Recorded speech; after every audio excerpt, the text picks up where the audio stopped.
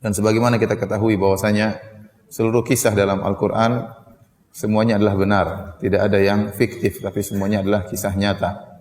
Kata Allah Subhanahu wa taala, laqad kana fi qasasihim ibratul li ulil albab, ma kana haditsa yuftara. Sungguh pada kisah mereka itu ada pelajaran bagi orang-orang yang cerdas, yang mau berfikir. Ma kana haditsa yuftara. Dan itu bukanlah kisah yang dibuat-buat, bukan dongeng. Bukan asatirul awwalin, bukan dongeng-dongeng orang terdahulu. Sebagaimana tuduhan orang-orang musyrikin dan sebagaimana perkataan sebagian orang-orang liberal. Yang benar bahwasanya seluruh kisah dalam Al-Qur'an adalah kisah nyata, ya. Allah Subhanahu wa taala menyampaikan juga faqsusil qasasa la'allahum yatafakkarun. Sampaikanlah kisah-kisah agar mereka berfikir. Jadi kisah-kisah dibawakan oleh Allah Subhanahu wa taala dalam Al-Qur'an, ya, untuk diambil ibrahnya. Semakin kita berfikir merenungkan kisah-kisah tersebut, maka akan semakin banyak pelajaran yang bisa kita ambil. Bukan kisah pengantar tidur, ya, tapi kisah yang benar-benar ada pelajaran, ya, ada teladan yang bisa kita ambil dari kisah-kisah tersebut. Pada kesempatan kali ini kita akan menyampaikan tentang kisah Nabi Sulaiman alaihissalam. Dan Sulaiman alaihissalam disebutkan oleh Allah dalam Al-Quran lebih dari 15 kali, ya. Dan disebutkan lebih dari 5 surat tentang Nabi Sulaiman, dan Allah memuji Nabi Sulaiman alaihissalam dalam ayat-ayat tersebut. Di antaranya Allah berfirman, "Wa Nuhan hadaina min qabl wa min dzurriyyatihi Dawud wa Sulaiman wa Ayyuba wa Yusufa wa Musa wa Harun wa kadzalika najzil muhsinin." Allah menyebutkan Dawud, Sulaiman, Ayub, Yusuf, Musa, Harun. Di akhir ayat kata Allah, "Wa kadzalika najzil muhsinin." Dan demikianlah kami memberi balasan kepada orang-orang yang berbuat ihsan, ya. Jadi Nabi Sulaiman dipuji termasuk dari orang-orang yang berbuat ihsan. Kemudian juga Allah memuji Nabi Sulaiman dalam surat Al-Anbiya, kata Allah Subhanahu wa taala, "Fa fahamnaha Sulaiman." Kami menjadikan Nabi Sulaiman paham akan hal tersebut, ya. Jadi Allah beri pemahaman yang kuat kepada Nabi Sulaiman alaihi salam.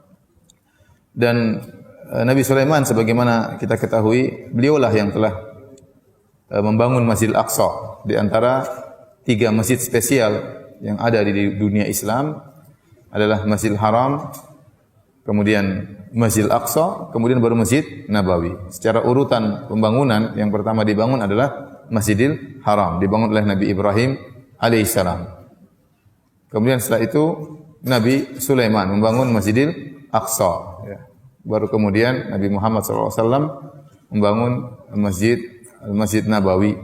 Yang ketiga, masjid ini adalah masjid spesial, tidak boleh disamakan dengan masjid-masjid yang lainnya. Makanya Nabi SAW bersabda, "La tushaddur rihal illa ila thalathati masajid." Tidak boleh seorang sengaja bersafar untuk mencari keberkahan, ya, pada suatu tempat kecuali pada 3 masjid. Masjid Haram, Masjid Aqsa, dan Masjid Nabawi. Selain 3 masjid ini tidak boleh seorang sengaja bersafar. Misalnya seorang sengaja bersafar untuk mencari keberkahan di Masjid Ampel atau Masjid Demak, enggak boleh. Di Masjid Istiqlal enggak boleh. Karena semua masjid selain 3 masjid semuanya sama, enggak ada bedanya.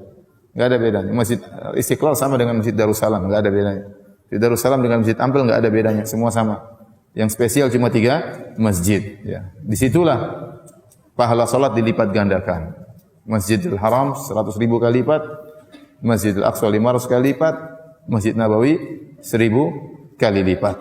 Dan di antara keutamaan salat di Masjid Nabawi adalah diampuni dosa-dosa, dan ini salah satu dari doa Nabi Sulaiman alaihissalam. Dalam hadis Rasulullah SAW bersabda, "Inna Sulaiman bin Dawud lamma bana Baitul Maqdis sa'ala Allah azza wa jalla khilalan thalatha." Tatkala Nabi Sulaiman alaihissalam bin Dawud selesai dari membangun Baitul Maqdis, maka beliau pun berdoa kepada Allah dan meminta 3 permohonan. Ya. Sa'ala Allah azza wa jalla hukman yusadifa hukmahu fa'utiyahu. Pertama dia minta kepada Allah agar diberi hukum yang sesuai dengan hukum Allah Subhanahu wa taala, dan Allah berikan. Hukum Nabi Sulaiman sesuai dengan hukum Allah Subhanahu wa taala. Wa sa'ala Allah azza wa jalla mulkan la yanbaghi li ahadin min ba'dihi fa'utiyahu. Permintaan kedua, beliau meminta kepada Allah agar diberi kerajaan yang tidak seorang pun memiliki kerajaan seperti dia. Nanti akan kita jelaskan. Itu kerajaan spesial yang di mana hewan-hewan, angin, dan jin tunduk kepadanya. Yang tidak ada seorang sebelum Nabi Sulaiman dan setelah Nabi Sulaiman yang memiliki kerajaan seperti ini. Ya, bukan dari sisi luas kerajaannya, tapi di situ angin tunduk kepada Nabi Sulaiman, hewan-hewan tunduk kepada Nabi Sulaiman, dan juga jin-jin, baik jin buruk maupun syaitan, semuanya tunduk kepada Nabi Sulaiman. Dan wa utiyahu, dikabulkan oleh Allah Subhanahu wa taala. Kemudian permintaan yang ketiga, alla ya'tiyahu ahadun la yanhazu illa lis-salati fihi an yukhrijahu min khati'ati ka yaumin waladathu ummuhu. Dan yang ketiga, Nabi Sulaiman minta agar kalau ada orang datang ke Masjid Aqsa dan dia tidak punya niat ke situ kecuali untuk salat. Ya, bukan untuk ya macam-macam ya, bukan untuk selfie-selfie enggak ya. Datang ke situ niatnya benar-benar untuk apa? Salat ya. Makanya di sini ada persyaratan. Saya ingatkan kepada ikhwan-ikhwan yang pergi ke sana, benar-benar niatnya untuk apa? Salat. Karena alla ya'tiyahu ahadun la yanhazuhu illa lis-salat. Tidak seorang pun datang ke masjid ini dan dia tidak tergerak untuk ke sana kecuali untuk apa? Salat. Pahalanya semoga Allah Subhanahu wa taala mengeluarkan dia dari dosa-dosanya seperti baru dilahirkan dari perut ibunya. Kata Nabi sallallahu alaihi wasallam, "Fa nahnu narju an yakuna Allah azza wa jalla qad a'tahu iyyahu." Dan kata Nabi, kami berharap permintaan Nabi Sulaiman yang ketiga ini juga dikabulkan oleh Allah Subhanahu wa taala. Baik. Hadirin dan hadirat yang dirahmati oleh Allah Subhanahu wa taala, kita akan menyampaikan kisah Nabi Sulaiman alaihissalam melalui 3 surat yang akan saya bacakan dari Al-Qur'an.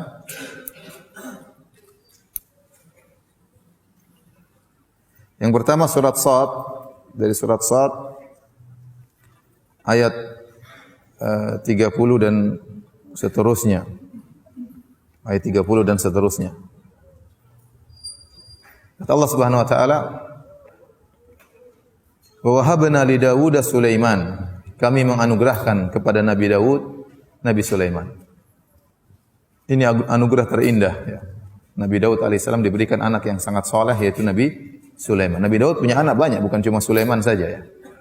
Tapi di antara anugerah yang terindah bagi Nabi Daud alaihissalam adalah Nabi Sulaiman. Dan anugerah terindah bagi kita adalah anak yang saleh, yang mendoakan kita setelah kita meninggal dunia, yang taat kepada Allah Subhanahu wa taala, yang berbakti kepada kedua orang tuanya.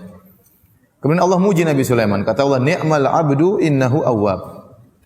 Sungguhnya Sulaiman itu adalah hamba yang terbaik. Allah tidak mengatakan ni'mal 'abdu kecuali karena ni'mal 'abdu artinya hamba yang terbaik, kecuali dia benar-benar orang yang sangat rajin beribadah.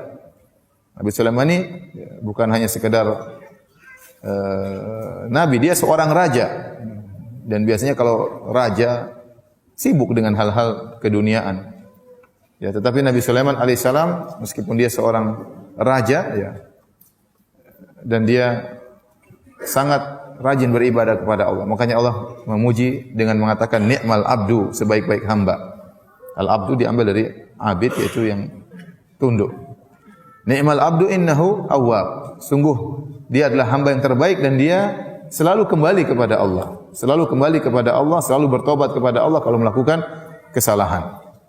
Setelah Allah memuji Nabi Sulaiman dengan menyebutkan sifatnya yang awwab, selalu kembali kepada Allah tatkala melakukan kesalahan, Allah sebutkan contohnya.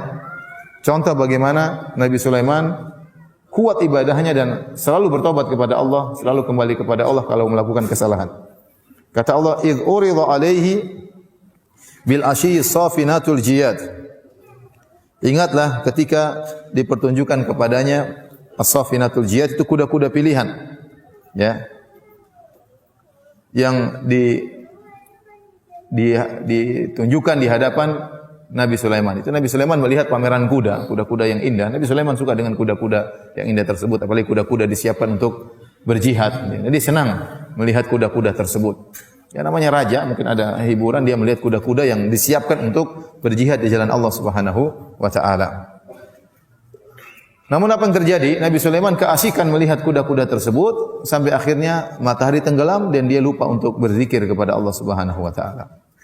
Faqala inni ahbabtu hubbal khairi an dzikri rabbi hatta tawarat bil hijab. Maka dia berkata, sungguhnya aku suka dengan melihat kuda-kuda ini sampai aku lupa dari an dzikri rabbi. Saya lupa dengan untuk mengingat Rabbku. Mungkin dia lupa untuk zikir petang atau lupa untuk suatu ibadah tertentu. Intinya dia mengatakan, gara-gara melihat kuda-kuda ini saya pun lupa mengingat Allah Subhanahu wa taala. Mungkin zikir petang. Hatta tawarat bil hijab, sampai akhirnya matahari terbenam. Waktu matahari terbenam dia sadar ternyata ada wiridnya atau zikirnya yang belum dia ucapkan. Maka dia pun bertobat kepada Allah, kata dia, rudduha alayya. Kembalikan kuda-kuda tadi yang sudah disimpan kembali. Setelah dipamerkan di hadapan Nabi Sulaiman, kata Nabi Sulaiman, bawalah kuda-kuda itu kembali kepadaku. Fatafiqa mashan bisuqi wal a'naq. Maka Nabi Sulaiman pun menyembelih kuda-kuda tersebut di kakinya dan demikian juga di leher kuda tersebut ya. Karena kuda-kuda ini mengganggu Nabi Sulaiman, membuat beliau lalai dari mengingat Allah Subhanahu wa taala. Disebutkan beliau pun sembelih, beliau berikan kepada fakir miskin, dijadikan makanan, dibagi-bagikan ya, karena kuda-kuda ini menyebabkan beliau lupa kepada Allah Subhanahu wa taala. Jadi luar biasa ya. Gara-gara lupa untuk zikir kepada Allah, kuda yang buat dia senang dengan kuda-kuda tersebut, maka dia pun mengikhlaskannya, menginfakkannya di jalan Allah Subhanahu wa taala. Jadi kalau antum punya mobil baru, buat antum lupa zikir petang ya, antum ikhlaskan ya. Ya, antum sumbangkan di jalan Allah Subhanahu wa taala. Kalau ingin meniru siapa? Nabi Sulaiman alaihissalam.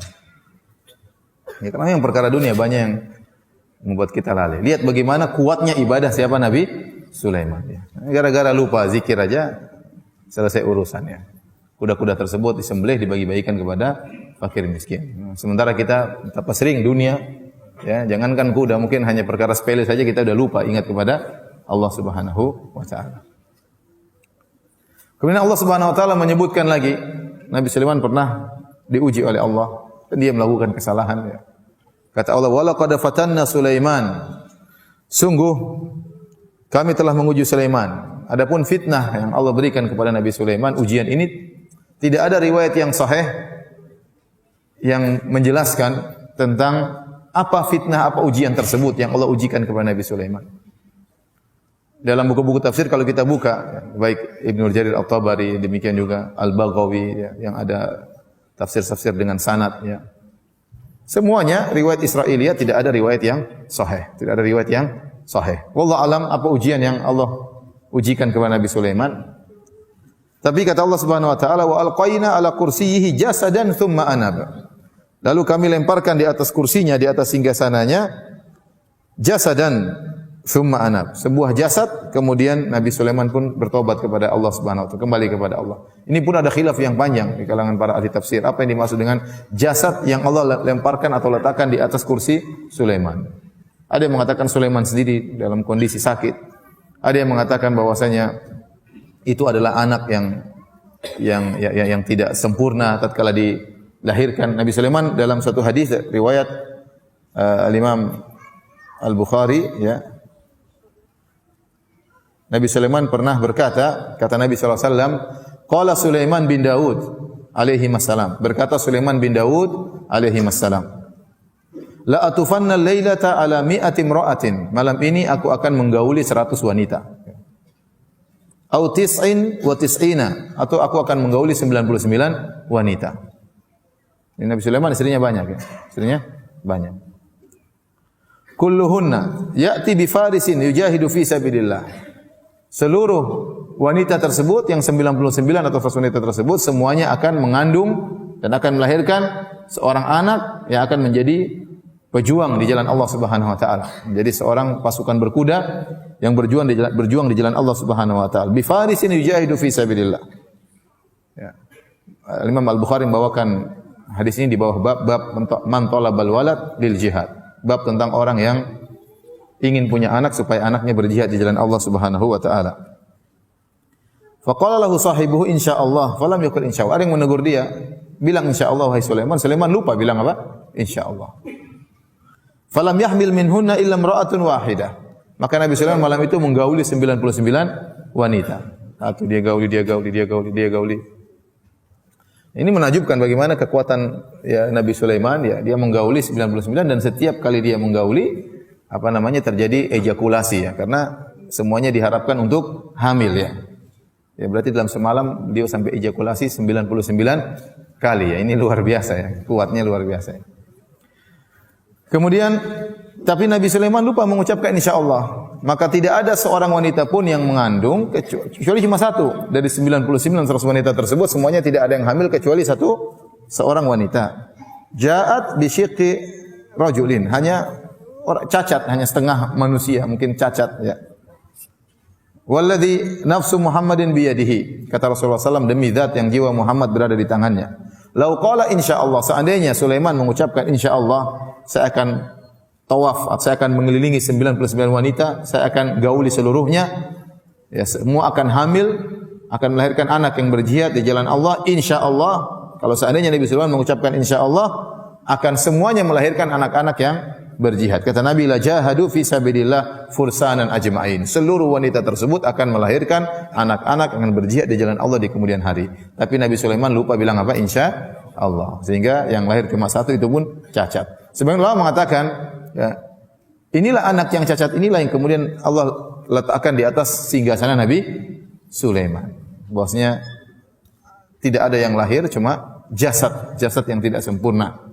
Ini tafsiran. Tafsiran yang lain mengatakan, yang dipilih oleh Syekh Nasir Abdurrahman bin Nasir Sa'di, itu syaitan. Nabi Sulaiman waktu sedang diuji oleh Allah Subhanahu wa taala, dia tidak duduk di kursinya, dia sedang ada ujian dari Allah, entah ujian apa. Tiba-tiba syaitan datang menguasai singgasananya dalam waktu beberapa lama, ya. Tatkala syaitan menguasai singgasana Nabi Sulaiman, maka mereka bikin macam-macam ya. Mereka bikin ilmu sihir, mereka letakkan di bawah singgasana Sulaiman, sehingga Sulaiman dituduh sebagai penyihir gara-gara ulah perbuatan setan-setan yang kurang ajar yang sempat menguasai kerajaan Sulaiman. Waktu itu setan-setan belum di bawah, belum tunduk kepada Nabi Sulaiman, belum waktu itu. Ya. Makanya Nabi Sulaiman dituduh sebagai penyihir oleh sebagian orang, dan Allah membantah. Kata Allah, wattaba'u ma tatlu syayatinu ala mulki Sulaiman wa ma kafara Sulaiman walakinna syayatina kafaru yu'allimuna an-nasa as-sihra. Kata Allah, mereka hanya mengikuti apa yang dibacakan oleh setan-setan di atas kerajaan Sulaiman. Ya, jadi setan sempat menguasai kerajaan Sulaiman dan mereka mengajarkan macam-macam. Wa ma kafara Sulaiman. Sulaiman tidak pernah jadi penyihir. Sulaiman tidak pernah mengajarkan ilmu-ilmu seperti itu. Ya, Sulaiman waktu menguasai alaihissalam menguasai jin, dia tidak pernah mengikuti langkah-langkah supaya menjadi sakti, enggak ada. Memang Allah kasih dia kelebihan seperti itu. Ya. Maka kata Allah, "Ma kafara Sulaiman." Dan Sulaiman tidak pernah kafir, walakinna syayatina kafaru, tapi setan-setanlah yang kafir. Yu'allimuna an-nasa as-sihra. Setan-setan tersebut mengajarkan kepada manusia tentang ilmu sihir. Intinya Allah alam bisawab, inilah beberapa tafsiran dari para ahli tafsir tentang perkataan Allah Subhanahu wa taala, wal qaina ala kursiyihi jasadan. Kami lemparkan jasad atau kami letakkan jasad di atas kursinya. Ya, entah anak yang cacat, entah syaitan atau yang lainnya. Kata Allah, "Tsumma anab." Kemudian Nabi Sulaiman kembali kepada Allah. Mungkin waktu diuji oleh Allah dia melakukan suatu kesalahan, maka di antara sifat Nabi Sulaiman tadi, innahu awwab, senantiasa kembali kepada Allah kalau melakukan apa? Kesalahan. Maka beliau pun bertobat dan kembali kepada Allah Subhanahu wa taala. Setelah itu beliau berdoa kepada Allah Subhanahu wa taala dengan doa yang sangat agung. Kata Allah, "Qala rabbi ighfirli wa habli mulkan la yanbaghi li ahadin min ba'di innaka antal wahhab." Maka Nabi Sulaiman berdoa, "Ya Rabbku, ampunilah aku." Dan dianjurkan seorang tatkala berdoa beristighfar sebelum apa? Berdoa, mengakui dosa-dosa, bertawassul dengan istighfar kita kepada Allah tatkala kita berdoa kepada Allah. Sebagai Nabi Sulaiman, dia memulai dengan istighfar. Kata beliau, "Rabbi ighfirli," ya Allah ampunilah aku. Setelah beliau minta ampun kepada Allah Subhanahu wa taala, baru kemudian beliau berdoa, wa habli mulkan la yanbaghi li ahadin min ba'di. Dan anugerahkanlah kepadaku suatu kerajaan yang tidak boleh seorang pun setelahku memiliki kerajaan seperti itu. Innaka antal wahhab. Sungguhnya engkau adalah Maha Pemberi anugerah. Ya. Maka Allah kabulkan permohonan Nabi Sulaiman. Dia minta kerajaan spesial, bukan dari luas kerajaan. Kalau kerajaan secara luas, Romawi kerajaannya luas sekali ya. Persia dulu juga kerajaannya sangat luas sekali ya. Majapahit juga dulu cukup luas. Bukan masalah luas kerajaan, tapi kerajaan spesial yang di mana di situ angin ditundukkan, hewan-hewan ditundukkan dan juga jin-jin, setan-setan ditundukkan. Maka Allah kabulkan permohonan Nabi Sulaiman. Kata Allah Subhanahu wa taala, "Fasakharna lahu ar-riha tajri bi amrihi rukha'an haitsu asaba." Kata Allah Subhanahu wa taala, kami tundukkan kepadanya angin yang berhembus dengan baik menurut kemana saja yang dia kehendaki. Angin tersebut sifatnya rukha. Rukha itu lembut. Nanti akan kita sebut dalam ayat yang lain. Angin tersebut bergerak dengan sangat cepat. Jadi Allah tundukkan Nabi Sulaiman, haitsu asab, tundukkan kepada Nabi Sulaiman angin yang dia bergerak kemanapun Nabi Sulaiman inginkan. Ya. Tinggal belok kanan, anginnya belok kanan. Belok kiri, anginnya belok kiri. Naik ke atas, turun ke bawah, gampang Nabi Sulaiman ngatur angin. Luar biasa. Ini tidak pernah Allah berikan kepada seorang pun. Ya. Jadi kalau ada orang bilang ada yang menguasai angin bawa dia kemana itu omong kosong. Karena itu hanya boleh untuk siapa? Nabi Sulaiman. Tidak boleh. Kemudian kata Allah Subhanahu wa taala, ya. Jadi ini ingat, ini penguasaan jin ya, hanya milik Nabi Sulaiman. Kata Allah setelah itu, wasyayatina kullabanna'in wa gawwas. Dan kami tundukkan kepada Nabi Sulaiman juga setan-setan. Jadi bukan cuma jin-jin baik, bahkan jin-jin setan. Bahkan jin ifrit, ya. Jin-jin bajingan semuanya juga ditundukkan kepada Nabi Sulaiman. Kata Allah kullabanna'in wa gawwas. Jin-jin yang tukang bangun bangunan dan juga tukang menyelam. Jadi jin-jin juga punya spesialisasi sendiri-sendiri ya. Ada jin kontraktor, tukang bangun-bangun, dan ada jin penyelam. Kata Allah kullabanna'in. Jadi jin-jin tersebut ditugaskan oleh Nabi Sulaiman untuk bangun ini, bangun anu. Jin-jin tersebut kekuatan luar biasa. Wa gawwas, penyelam, disuruh ngambil ikan ini, ngambil ikan anu, mungkin suruh ngambil ikan hiu, ikan paus, terserah. Nabi Sulaiman perintahkan mereka. Jin-jin syaitan ini bukan jin sembarangan ya. Ya. Semua tunduk kepada Nabi Sulaiman. Kata Allah, wa akharina muqarranina fil asfad. Dan sebagian jin-jin terikat terbelenggu ya dalam ikatan-ikatan rantai, diikat. Kata Allah, hadza ata'una famnun au amsik bi ghairi hisab. Inilah pemberian kami wahai Sulaiman. Kau mau kasih orang terserah, kau mau pegang terserah. Bi ghairi hisab, tidak ada hisabnya, bebas. Kalau kita punya mobil dihisab sama Allah Subhanahu wa taala, ya. Ya. Mobil 2 hisabnya tambah panjang ya. Apalagi mobil 3 hisabnya tambah panjang ya. Istri 1 hisabnya lumayan. Istri 2 tambah panjang hisabnya. Apalagi istri 3 hisabnya tambah panjang ya. Jadi ya, Nabi Sulaiman dikatakan oleh Allah bi ghairi hisab, tidak ada hisab. Sudah. Karena Nabi Sulaiman orang yang sangat soleh, tidak perlu dihisab. Masuk surga tanpa hisab. Kemudian kata Allah Subhanahu wa taala, di dunia demikian Allah berikan kepada dia kemewahan yang luar biasa. Di akhirat kata Allah, wa inna lahu indana la zulfa wa husna ma'ab.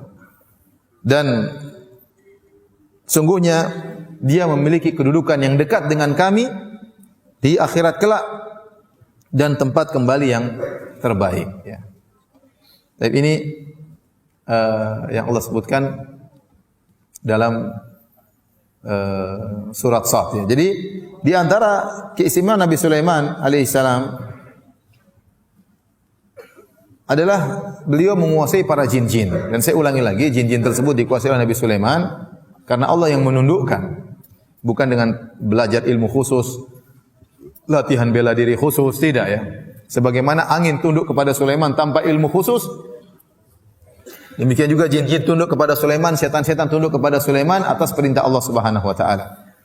Dalam Sahih Al-Bukhari dan Sahih Muslim dan juga Imam Ahmad dan yang lainnya dari Abu Hurairah radhiyallahu taala anhu, anin Nabi sallallahu alaihi wasallam qala, dari Nabi sallallahu alaihi wasallam beliau bersabda, "Inna ifritan minal jinni tafallata alayya al-barihata atau kalimatan nahwaha." Sungguhnya jin ifrit ini jin setan yang paling top ya. Ifrit kata Nabi sallallahu alaihi wasallam tadi malam ya datang menggangguku liyaqta alayya salat untuk memutuskan salatku.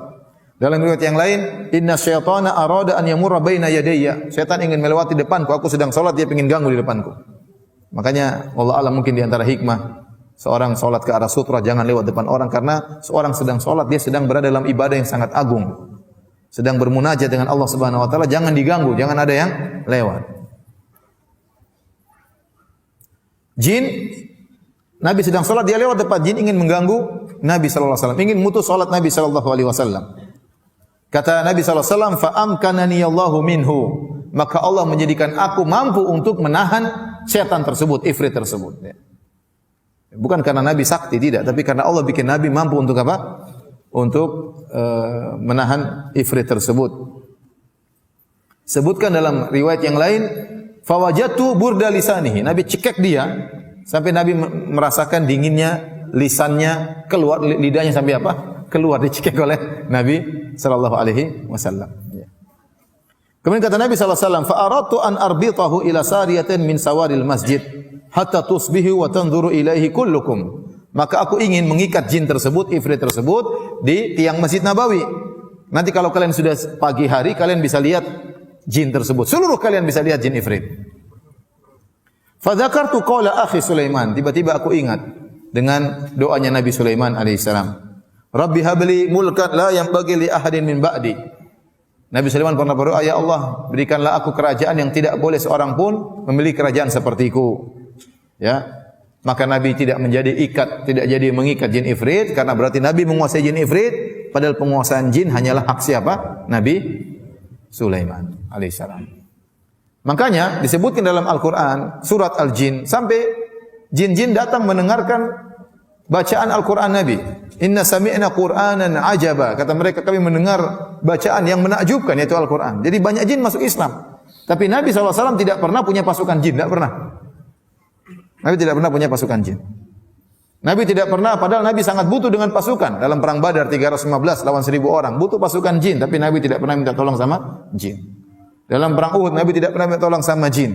Dalam perang Khandaq 3000 dikepung sama 10.000, Nabi juga tidak pernah minta pertolongan sama jin. Waktu istrinya kalungnya hilang, Nabi juga tidak pernah minta tolong sama jin untuk mencari kalung istrinya. Karena memang tidak boleh menguasai jin kecuali siapa?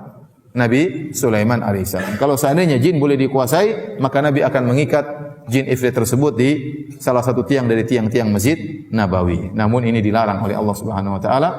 Yang berhak menguasai jin hanyalah siapa? Nabi Sulaiman.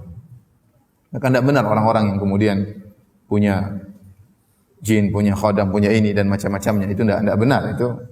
Itu pasti ada maharnya, pasti ada persyaratannya dan macam-macamnya. Adapun Nabi Sulaiman alaihissalam menguasai jin-jin tersebut tanpa persyaratan. Allah yang memberikan dia kemampuan. Nabi Muhammad waktu mencekik jin tersebut tanpa ada persyaratan. Allah yang beri Nabi sallallahu alaihi wasallam apa?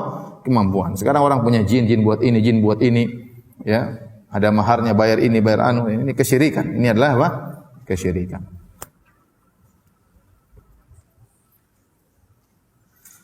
Baik, kita lanjutkan kisah Nabi Sulaiman alaihissalam dalam surat berikutnya, itu dalam surat Saba. Dalam surat Saba ayat 12 dan seterusnya.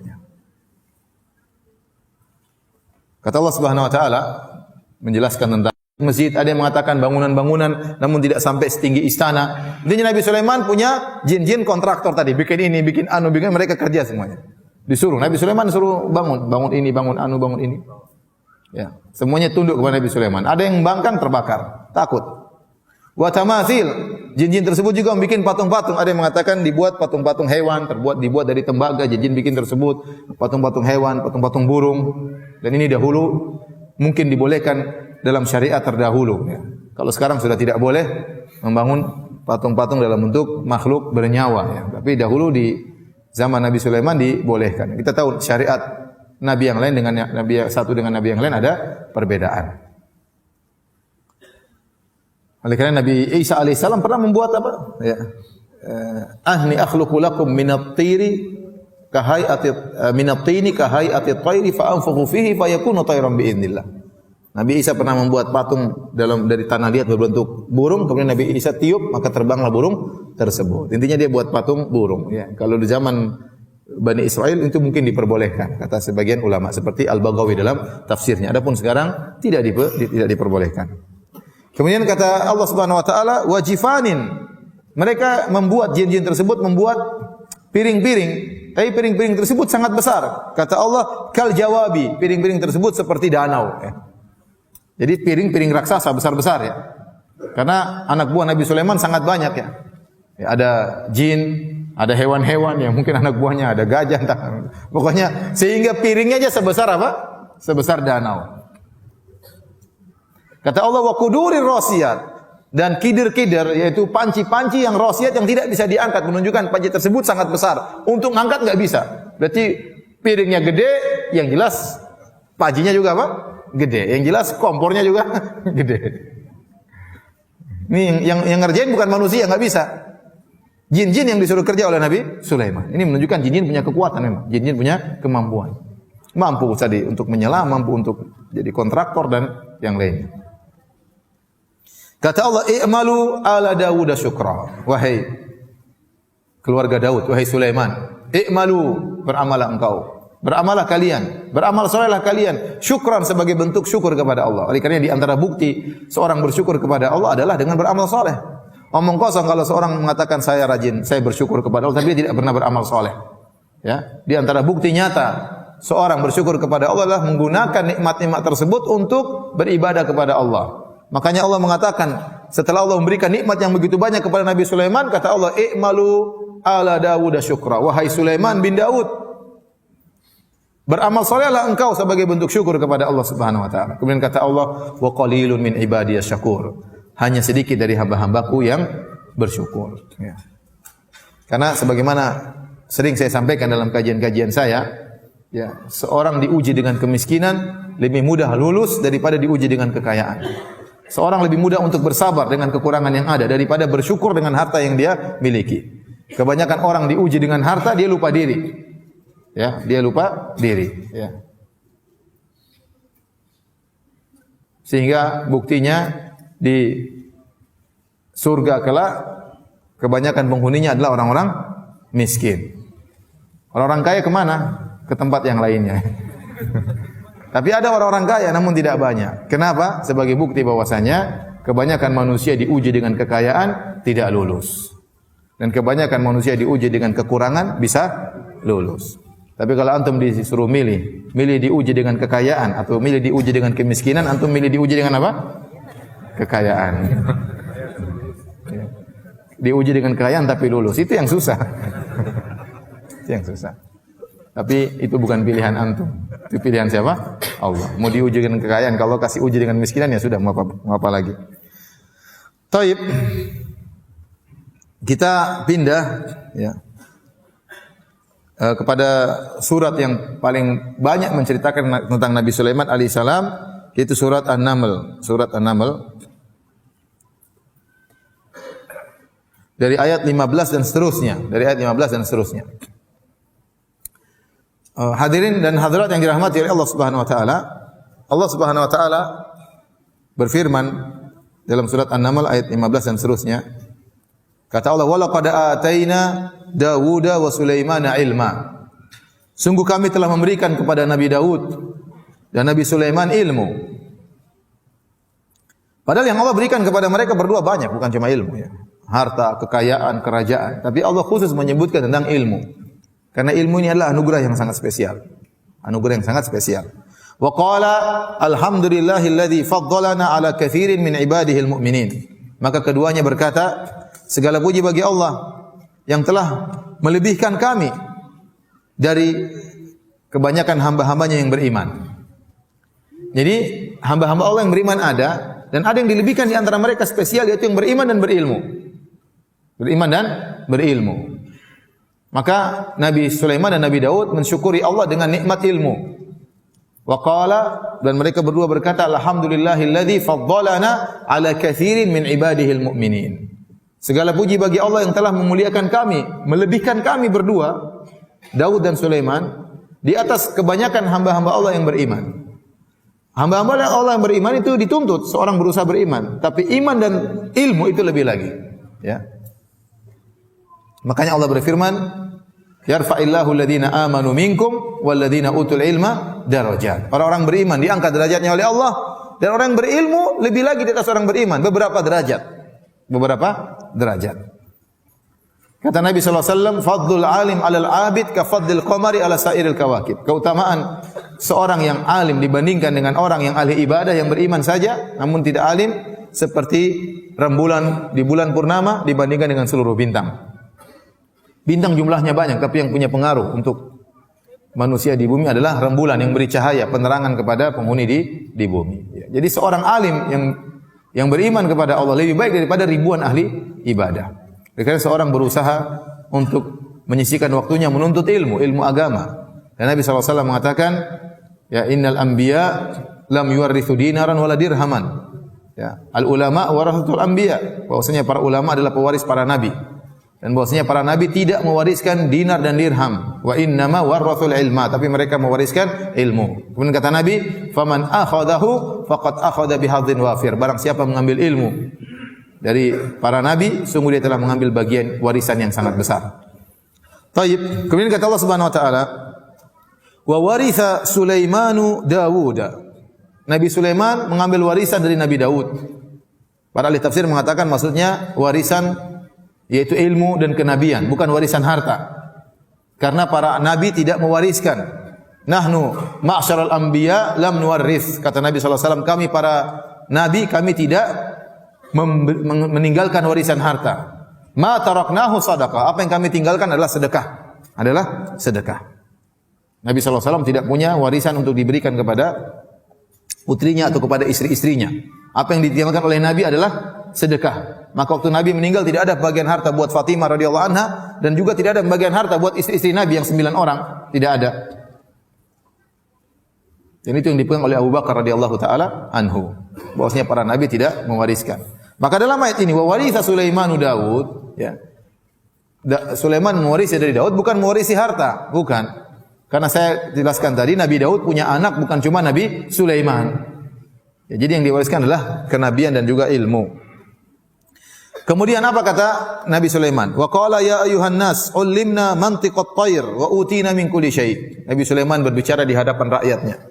Wahai rakyatku, wahai manusia sekalian, sungguhnya aku ini diajari bahasa burung.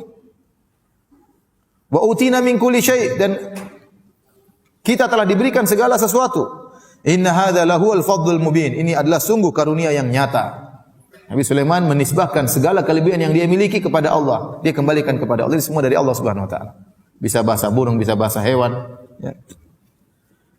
Kemudian kata Allah Subhanahu wa taala, "Wa husyira li Sulaimana junuduhu minal jinni wal insi wat thairi fahum yuzaun." Maka dikumpulkan kepada Sulaiman pasukan-pasukannya dari golongan jin, dari golongan manusia, dari burung-burung, dari hewan-hewan.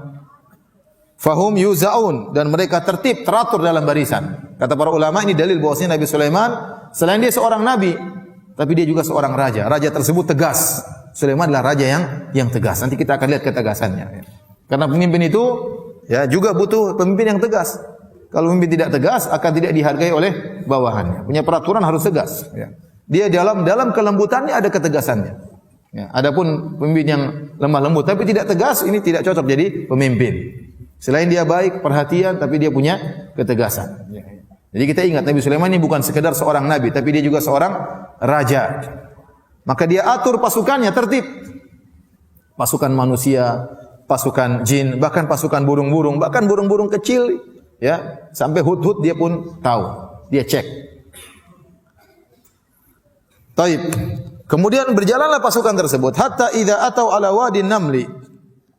Tatkala mereka berjalan, pasukan yang begitu banyak, ya.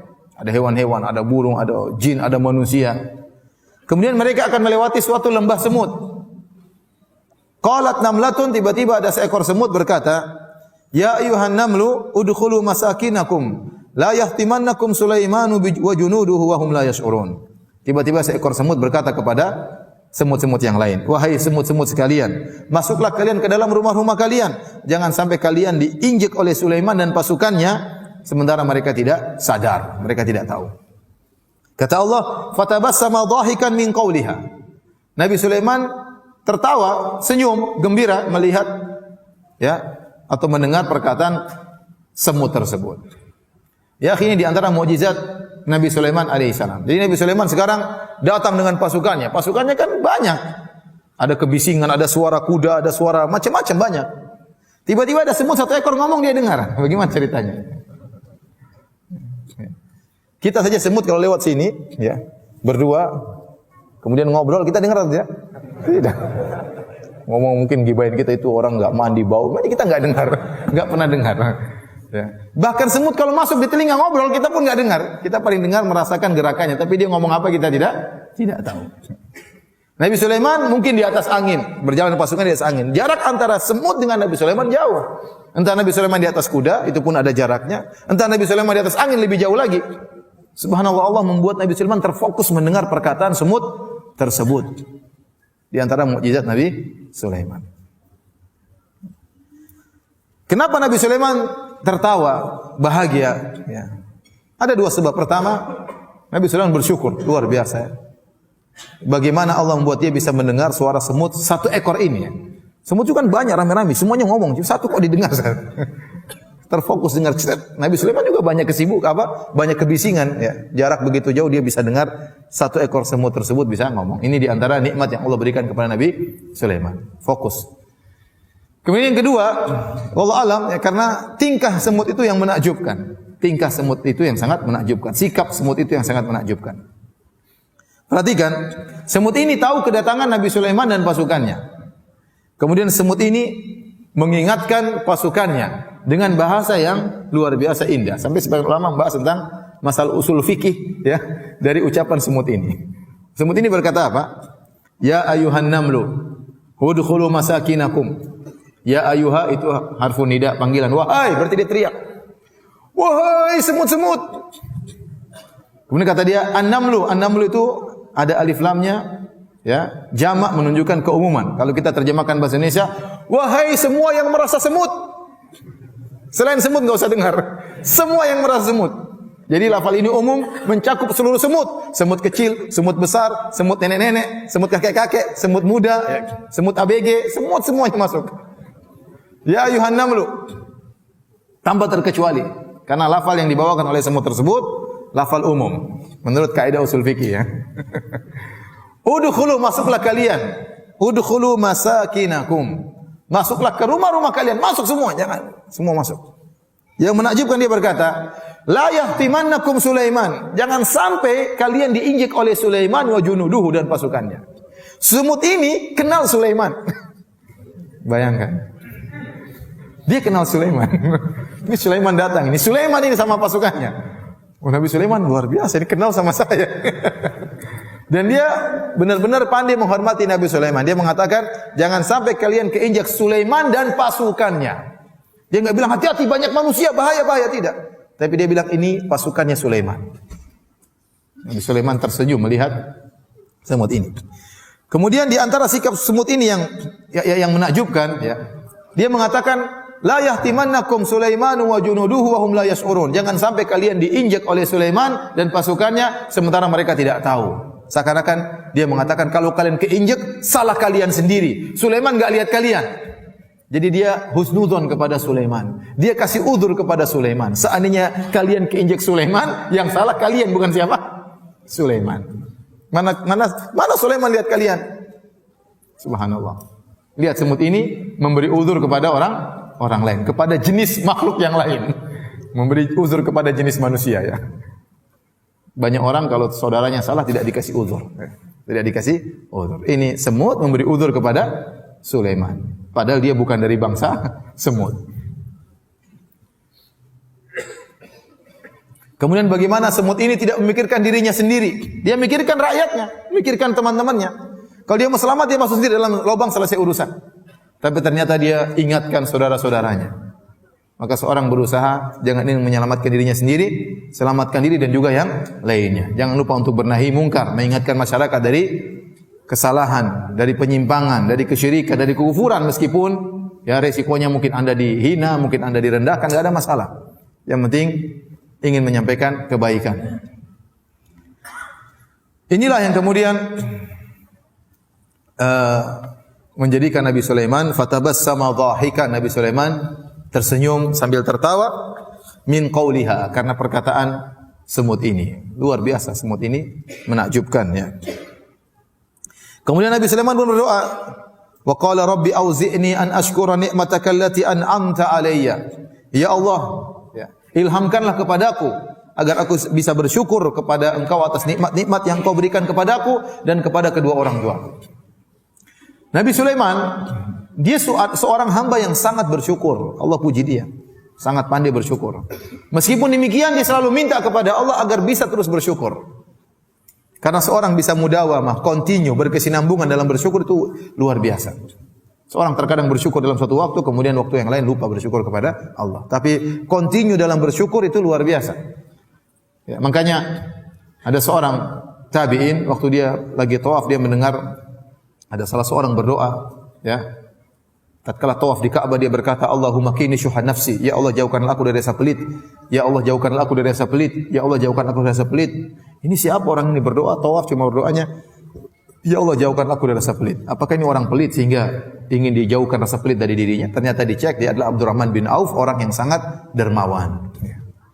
Jadi meskipun dia dermawannya luar biasa, dia masih takut untuk apa? Pelit. Sehingga terus berdoa kepada Allah agar dijauhkan dari rasa pelit. Dia tidak pede, oh saya sudah banyak dermawan, saya bukan orang pelit. Enggak. Dia tetap berdoa kepada Allah jangan sampai diberikan rasa pelit. Nabi Sulaiman alaihissalam adalah seorang yang sangat bersyukur, tetap dia berdoa kepada Allah, Rabbi auzi'ni an ashkura ni'mataka allati an'amta alayya. Ya Allah anugerahkanlah kepadaku agar aku bisa terus bersyukur kepadamu. An ashkura ni'mataka allati an'amta alayya, agar aku bisa mensyukuri nikmat-nikmat yang Engkau berikan kepadaku, wa ala walidayya, dan nikmat yang Engkau berikan kepada kedua orang tuaku. Luar biasa bagaimana baktinya Nabi Sulaiman. Nabi Sulaiman merasa kalau ada kenikmatan yang Allah berikan kepada kedua orang tuanya, dia juga harus bersyukur. Dia merasa nikmat yang Allah berikan kepada kedua orang tuanya adalah nikmat bagi dia. Ini baktinya luar biasa. Seorang anak pun harusnya demikian. Kalau orang tuanya sehat, orang senang, itu adalah anugerah yang Allah berikan kepada dia, bukan cuma kepada kedua orang tuanya. Dia doa Nabi Sulaiman. An ashkura ni'mataka allati an'amta alayya wa ala walidayya. Ya Allah jadikanlah aku bersyukur, bukan hanya mensyukuri nikmat yang Kau berikan kepada aku, bahkan nikmat yang Kau berikan kepada kedua orang tuaku juga jadikanlah aku mensyukurinya. Dia menganggap nikmat yang Allah berikan kepada kedua orang tuanya adalah nikmat yang mengalir kepada dirinya juga. Wa na'mala salihan tarda, dan agar aku bisa beramal saleh yang Kau ridhai. Karena amal saleh tadi adalah salah satu bukti yang paling nyata dari bentuk syukur kepada Allah Subhanahu wa taala. Kemudian dia berdoa, wa adkhilni bi rahmatika fi ibadika salihin. Dan masukkanlah aku dengan rahmat-Mu ke dalam jajaran hamba-hamba-Mu yang saleh, yaitu di surga kelak.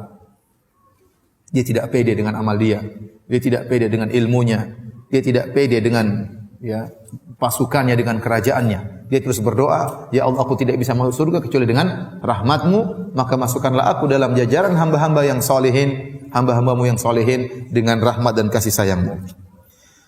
Setelah itu Nabi Sulaiman mengecek pasukannya. Tadi kita sebutkan pasukannya wahum yuzaun, pasukannya tertata dengan rapi. Pasukan ini, pasukan hewan ini, pasukan jin ini, pasukan manusia, pasukan burung-burung. Kata Allah wa tafaqqadat tayra. Maka Nabi Sulaiman mengecek pasukan burung. Burung hut, burung kecil. Faqala, tiba-tiba Nabi Sulaiman lihat burung hut itu tidak hadir. Berarti dia tahu tentang pasukannya. Ini berarti raja ini perhatian terhadap rakyatnya. Dia tahu sampai hewan kecil saja tidak hadir dia tahu. Janganlah burung hut enggak ada masalah. Masih banyak burung yang lainnya. Enggak. Dia ngecek sampai burung kecil hut saja dia perhatikan. Maka seorang pemimpin demikian, kalau dia punya bawahan dia perhatikan, bukan cuma yang direksi-direksi saja yang diperhatikan, bawahan juga diperhatikan. Ya. Faqala ma li la aral hudhud am kana minal ghaibin. Maka Sulaiman bertanya kepada pasukannya, kenapa saya tidak lihat burung hudhud? Ya. Tidak kelihatan atau tidak hadir? Ada tapi saya tidak lihat atau tidak hadir? Ini sangat jelas Nabi Sulaiman tidak tahu ilmu gaib. Jangankan ilmu gaib masa depan, di depan dia burung hut ada atau tidak dia tidak tahu. Maka dia tanya, kok hut tidak ada? Tidak kelihatan saking kecilnya, di belakang gajah, di belakang macan atau memang dia lagi tidak ada? Kemudian Nabi Sulaiman menunjukkan ketegasan dia sebagai seorang pemimpin.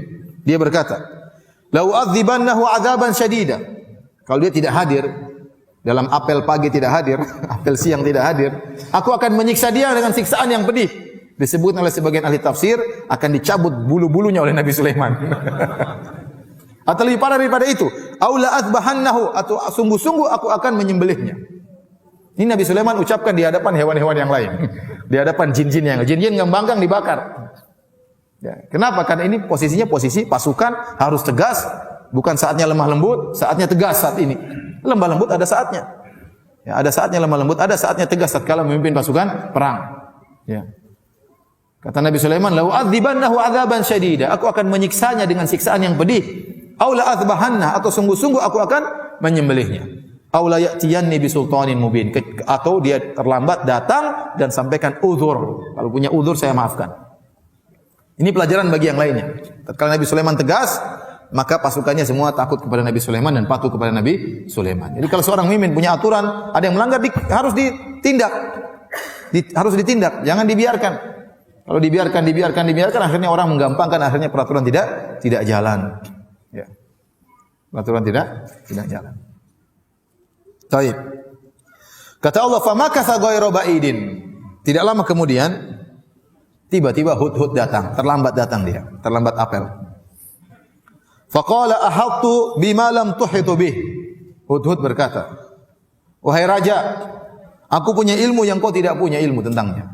Aku tahu apa yang kau tidak tahu." Subhanallah. Hudhud ini sudah terlambat datang, langsung bilang, "Saya punya ilmu kau tidak tahu." Ini ngomongnya depan Raja Sulaiman yang punya pasukan luar biasa ya. Dengan pedenya dia berkata, "Aku punya ilmu yang kau tidak tahu." Jadi kata para ulama seperti Al-Qurtubi dan yang lain, ini dalil bahwasanya Nabi Sulaiman tidak tahu ilmu gaib. Dan bahwasanya Nabi Sulaiman tidak tahu ilmu gaib diketahui oleh rakyatnya. Rakyatnya pun tahu sang Nabi tidak tahu ilmu gaib.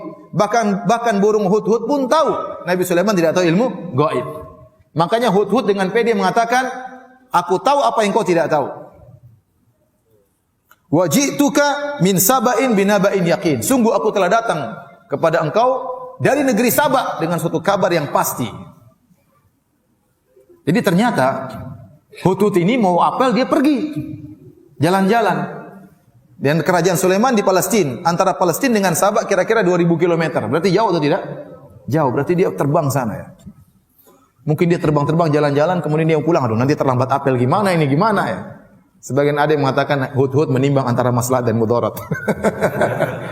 Kalau saya pulang cepat, apel tepat, ada kabar yang tidak saya dapatkan. Tapi kalau saya terlambat, resikonya mungkin disiksa oleh Sulaiman, tapi ada berita yang penting harus saya dapatkan. Dan dia menimbang, akhirnya dia milih terlambat, enggak ada masalah, menempuh mudarat lebih kecil demi mendapatkan maslahat yang besar. Waktu burung Hudhud pun datang ketemu Sulaiman, dia tidak banyak omong, dia bilang, "Sebentar aja, saya tadi jalan-jalan ke Sabah, ada lewat sungai, lewat gunung, kelamaan, segera disembelih kalau ngomong kayak gini." Jadi ada orang kalau ketemu kita ngobrol tuh kanan kiri belok kanan belok kiri, intinya cuma apa? Sedikit. Ya. Kalau kita tahu orang depan kita sibuk, jangan belok kanan belok kiri, langsung Sulaiman lagi sibuk-sibuk seperti ini alaihissalam, kemudian mau cerita, "Oh tadi saya lewat ke ini, lewat gunung, lewat mata air, kemudian ada ini." Keburu disembelih sama Sulaiman. Dia datang langsung ngobrol pada intinya. Ahattu bima lam tuhitu bih. Saya punya ilmu yang kau tidak punya wahai Sulaiman. Wa ji'tuka min saba'in binaba'in yakin. Saya datang dari negeri Sabah dengan suatu berita yang penting, berita yang pasti benarnya. Kemudian dia bercerita langsung to the point. Ya, siapa namanya? Hudhud ya. Karena sebagian orang, saya pernah ngisi pengajian, orang tanya, lah mukadimahnya lama sekali, saya enggak tahu pertanyaannya. Sampai jamaah protes. Mas, intinya apa mas? Intinya baru muter kanan muter kiri nih. Kita harus begini, harus berbakti sama orang tua. Harus cerita dulu dia berbakti sama orang tuanya. Intinya apa pertanyaannya? Kalau tanya yang di antara kecerdasan seorang, dia bertanya dengan yang tertentu, yang pertanyaannya benar. Kalau yang muter kanan muter kiri, belok kanan belok kiri, maju mundur maju belakang, ngalor ngidul itu, pertanyaan ternyata cuma sedikit, ini orang ini enggak beres ini. Berarti ya enggak. Dia harus tahu banyak orang waktunya terbatas, banyak orang waktunya mahal. Maka kita jangan buang-buang waktu orang. Taib. Maka burung Hudhud langsung menyampaikan intinya. Dia mengatakan, "Inni wajadtu imra'atan tamlikuhum wa utiyat min kulli syai'in wa laha 'arsyun 'azim." Sungguhnya aku mendapati di negeri Sabah ada seorang ratu, malikah, seorang ratu. Tamlikuhum, yang menguasai rakyatnya di kerajaan Sabah. Wa utiyat min kulli syai', dan dia diberikan segala sesuatu. Artinya ratu ini sangat kaya raya. Semua namanya keperluan seorang raja ada padanya. Walaha 'arsyun 'azim. Kemudian Hudhud menyebutkan tentang salah satu harta yang istimewa milik sang ratu, yaitu dia memiliki singgasana yang megah, singgasana yang besar. Arsyun azim. Kemudian dia berkata, wajadtuha wa qaumaha yasjuduna lisyamsi min dunillah, dan aku mendapati sang ratu, konon namanya Ratu Bilqis, dan kaumnya sujud kepada matahari dan tidak sujud kepada Allah Subhanahu wa taala. Wa zayyana lahumus syaitanu a'malahum, dan syaitan telah menghiasi perbuatan mereka. Fasaddahum 'anis sabil, sehingga syaitan menghalangi mereka dari jalan menuju Allah. Fahum la yahtadun, dan mereka tidak dapat petunjuk dari Allah Subhanahu wa taala. Alla yasjudu lillahi alladhi yukhrijul khaba'a fis samawati wal ard wa ya'lamu ma tukhfuna wa ma tu'linun. Dan syaitan menyuruh mereka agar tidak menyembah Allah yang mengeluarkan apa yang terpendam di langit dan di bumi, dan yang mengetahui apa yang kalian tampakkan dan apa yang kalian sembunyikan. Allahu la ilaha illahu rabbul arsyil azim. Dialah Allah Subhanahu wa taala yang tidak berhak disembah kecuali Allah, dan dialah pemilik arsy yang agung. Inilah kisah atau laporan dari burung hudhud kepada Sulaiman akibat keterlambatan dia. Ya. Ternyata burung hudhud terlambat demi untuk menyampaikan informasi tentang ada kesyirikan yang terjadi di negeri yang lain, negeri Sabah, kira-kira 2000 km dari Palestina. Burung hudhud, yang dia seekor burung, dia tidak terima ada kesyirikan di atas muka bumi. Dia tidak terima ada kesyirikan di muka bumi. Dia merasa gelisah ada kesyirikan tersebut. Harus dia laporkan kepada Sulaiman, meskipun resikonya dia akan disembelih atau dicabut bulu-bulunya. Tidak ada masalah. Ini kesyirikan harus saya sampaikan kepada Sulaiman. Sementara sebagian orang sekarang ada kesyirikan malah dilestarikan untuk mendatangkan wisata, untuk mendatangkan devisa dan macam-macamnya. Tidak boleh. Kesyirikan harus dihilangkan. Ini tradisi. Apa kata orang tua? Ini kalau kesyirikan tradisi harus dihilangkan, diganti dengan tradisi. Oleh karenanya burung hudhud tidak terima tatkala ada kesyirikan, dan dia lapor kepada Nabi Sulaiman. Ternyata ratu tersebut dan anak buahnya dan rakyatnya menyembah apa? Menyembah matahari, menyembah matahari. Dan di antara hal yang istimewa dari ratu tersebut, dia memiliki singgasana yang megah. Setelah dilaporkan kepada Sulaiman, apa komentar Nabi Sulaiman? Nabi Sulaiman tidak langsung terima berita dari hudhud. Kata Nabi Sulaiman, qala sananzur asadaqata am kunta minal kadhibin. Kita lihat wahai hudhud, kamu ini benar apa enggak benar? Kalau enggak benar, siap dicabut bulunya. Ini dalil yang sangat kuat. Nabi Sulaiman tidak tahu ilmu gaib. Kalau Nabi Sulaiman tahu, tidak perlu laporan dari hudhud. Saya sudah tahu, tadi kamu jalan kemana-mana, saya tahu. Kamu tadi ke sana kan? Nabi Sulaiman tidak tahu. Padahal pasukannya jin. Padahal ifrit di bawah perintah Nabi Sulaiman. Dan Nabi Sulaiman tidak tahu apa yang dilakukan oleh hudhud. Dia hadir atau tidak hadir. Dia kemana, Nabi Sulaiman tidak tahu. Dia tidak tahu ada negeri Sabah. Dia tidak tahu ada namanya Ratu Bilqis yang menyembah matahari. Dia tidak tahu. Sebagaimana Nabi Yakub, waktu anaknya Yusuf hilang, entah kemana, dia tidak tahu, tiap hari menangis. Setelah belasan tahun baru dipertemukan kembali oleh Allah antara Nabi Yakub dengan siapa? Nabi Yusuf. Dia tidak tahu ilmu gaib. Kemudian datanglah orang sekarang, oh saya tahu barang hilang di mana, saya tahu. Enggak mungkin, itu kecuali pakai jin. Itu pakai jin. Ini dalil para anbiya tidak tahu ilmu gaib. Jangankan masa depan, masa sekarang yang di luar kemampuan mereka, mereka tidak tahu. Saya katakan tadi, Nabi Yakub tidak tahu Yusuf kemana. Dia nangis terus, padahal dia tidak tahu Nabi Yusuf sudah jadi menteri di Mesir. Dia tidak tahu. Nangis sampai matanya buta, Nabi Yakub alaihissalam. Kalau dia tahu anaknya sudah jadi menteri, ngapain dia nangis? Dia tidak tahu. Ini Nabi Sulaiman dilaporkan oleh hudhud. Nabi Sulaiman masih berkata, "Nanzur, kita lihat dulu wahai hudhud. Saya tidak terima perkataanmu langsung. Saya tidak membenarkan langsung laporanmu. Asadaqata am kunta minal kadhibin." Cek dulu, kamu jujur atau kamu dusta. Kemudian kata Nabi Sulaiman, bagaimana cara mengecek itu ada atau tidak? Kata Nabi Sulaiman, "Idhhab bi kitabi hadza fa alqih ilaihim thumma tawalla anhum fanzur madza yarji'un." Kata Nabi Sulaiman, "Wahai hudhud, pergilah bawalah suratku ini.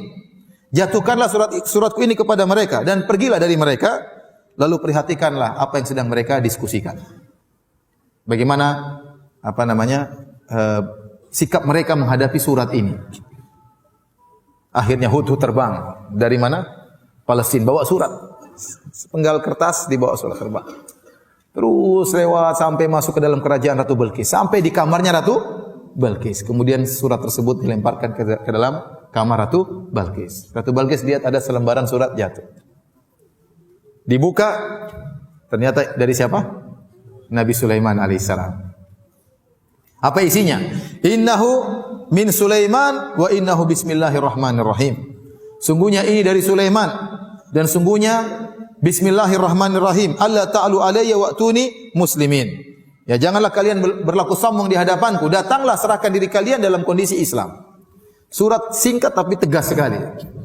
Ya, isinya cuma apa? 2 kalimat. Alla ta'alu alayya wa'tuni muslimin. Jangan sombong, datang sini masuk Islam. Mengerikan. Tetapi waktu Ratu Bilqis baca surat itu, kemudian dia datang kepada rakyatnya, apa yang dia katakan? Dia mengatakan, qalat ya ayyuhal mala'u inni ulqiya ilayya kitabun karim. Wahai rakyatku, wahai pembesar-pembesarku, sungguhnya telah dilemparkan kepadaku suatu surat yang mulia. Dia puji surat tersebut. Dia katakan surat yang mulia. Kenapa surat ini aneh? Ratu Bilqis tinggal di istana, kira-kira di pagar apa di tengah-tengah? Kamarnya kira-kira dekat pagar hansip atau di tengah-tengah? Hah? Ratu Bilqis kamarnya di mana? Di tengah-tengah lah. Untuk bisa sampai ke Ratu Bilqis harus melewati berbagai macam puluhan mungkin apa? Pengawal. Ya, tidak mungkin mau ketemu Ratu Bilqis gampang, apalagi masuk di kamarnya enggak gampang. Ya. Tapi ternyata surat itu bisa sampai melewati pasukannya yang begitu banyak. Kalau cuma di pinggir bisa dilempar gitu, enggak. Ya, enggak, di tengah-tengah kamarnya, tapi ternyata surat tersebut bisa sampai. Ini menakjubkan. Tidak sembarang surat bisa sampai ke kamar Ratu Bilqis. Harusnya lewat pengawal 1, pengawal 2, pasukan 1, pasukan 2, baru kemudian bisa sampai ke Ratu Bilqis. Kemudian tentunya Ratu Bilqis sudah dengar tentang Nabi Sulaiman. Nabi Sulaiman terkenal. Ya, terkenal. Dan dia sudah tahu tentunya Ratu. Karena Nabi Sulaiman ini disebutkan oleh pada sejarah, kan dia Nabi belakangan. Dia jauh setelah Nabi Ibrahim. Dan dia keturunan Nabi Ibrahim. Nabi Yakub di bawahnya. Nabi Yusuf, kemudian Nabi Musa, Harun, baru kemudian apa? Nabi Sulaiman belakangan. Ada yang mengatakan dia hidup kira-kira 1000 tahun sebelum Masehi. Kira-kira 1000 tahun sebelum apa? Masehi. Ya. Jadi tentunya Ratu Bilqis sudah dengar tentang Arab, apa itu Arab, dan dia tinggal di Jazirah Arab di Yaman, tentang Ka'bah dan yang lainnya. Tentunya dia sudah dengar. Dan dia sudah dengar tentang kekuasaan Sulaiman. Maka waktu datang Sulaiman, padahal isinya tantangan, isinya ancaman, dia mengatakan, ulqiya ilayya kitabun karim. Sungguh telah dilemparkan kepadaku surat yang mulia. Isinya tadi, innahu min Sulaiman wa innahu bismillahirrahmanirrahim. Alla ta'lu alayya wa atuni muslimin. Dari Sulaiman, bismillahirrahmanirrahim, jangan sombong, datang serahkan diri masuk Islam. Kemudian Ratu Bilqis berkata, qalat ya ayyuhal mala'u aftuni fi amri ma kuntu qati'atan amran hatta tashhadun. Kata Ratu Bilqis, wahai anak buahku sekalian, wahai para pembesar-pembesar, wahai para menteri, berilah pendapat kalian kepadaku. Saya tidak bisa memutuskan perkara sampai kalian bermusyawarah dengan kalian. Bagaimana menurut pendapat kalian? Apa yang harus saya lakukan? Mereka namanya menteri-menteri, mereka harus tunjukkan mereka hebat. Enggak mungkin, oh iya sudah ratu, sudah kita ngalah aja. Enggak mungkin ya. Menteri-menteri loyo seperti ini. Mereka tunjukkan mereka kuat. Kata Allah, mereka berkata, qalu nahnu ulu quwwatin wa ulu ba'sin syadidin wal amru ilayki fanzuri madza ta'murin. Kata mereka, kami ini wahai Bilqis, pasukan yang kuat dan persenjataan kita juga kuat. Jangan khawatir. Perkaranya kembali kepada engkau. Perintahkan saja, kami akan kerjakan. Tapi kalau bicara tentang kekuatan jangan ragu. Kita ini apa? Kuat. Pasukan banyak, kuat, persenjataan kuat. Namun Ratu Bilqis namanya perempuan goyang juga. Dia juga takut ya. Sulaiman luar biasa. Dia pasti sudah dengar tentang apa? Sulaiman, tentang hebatnya Sulaiman. Maka dia mengatakan, qalat innal muluka idza dakhalu qaryatan afsaduha wa ja'alu a'izzata ahliha adilla wa kadzalika yaf'alun. Tadi wahai pembesar-pembesarku, ingat, raja-raja itu kalau sudah masuk ke satu negeri, dia akan merusak negeri tersebut. Seakan-akan dia berkata, ingat, Sulaiman ini nanti kalau masuk di sini ke negeri Saba, negeri kita akan hancur.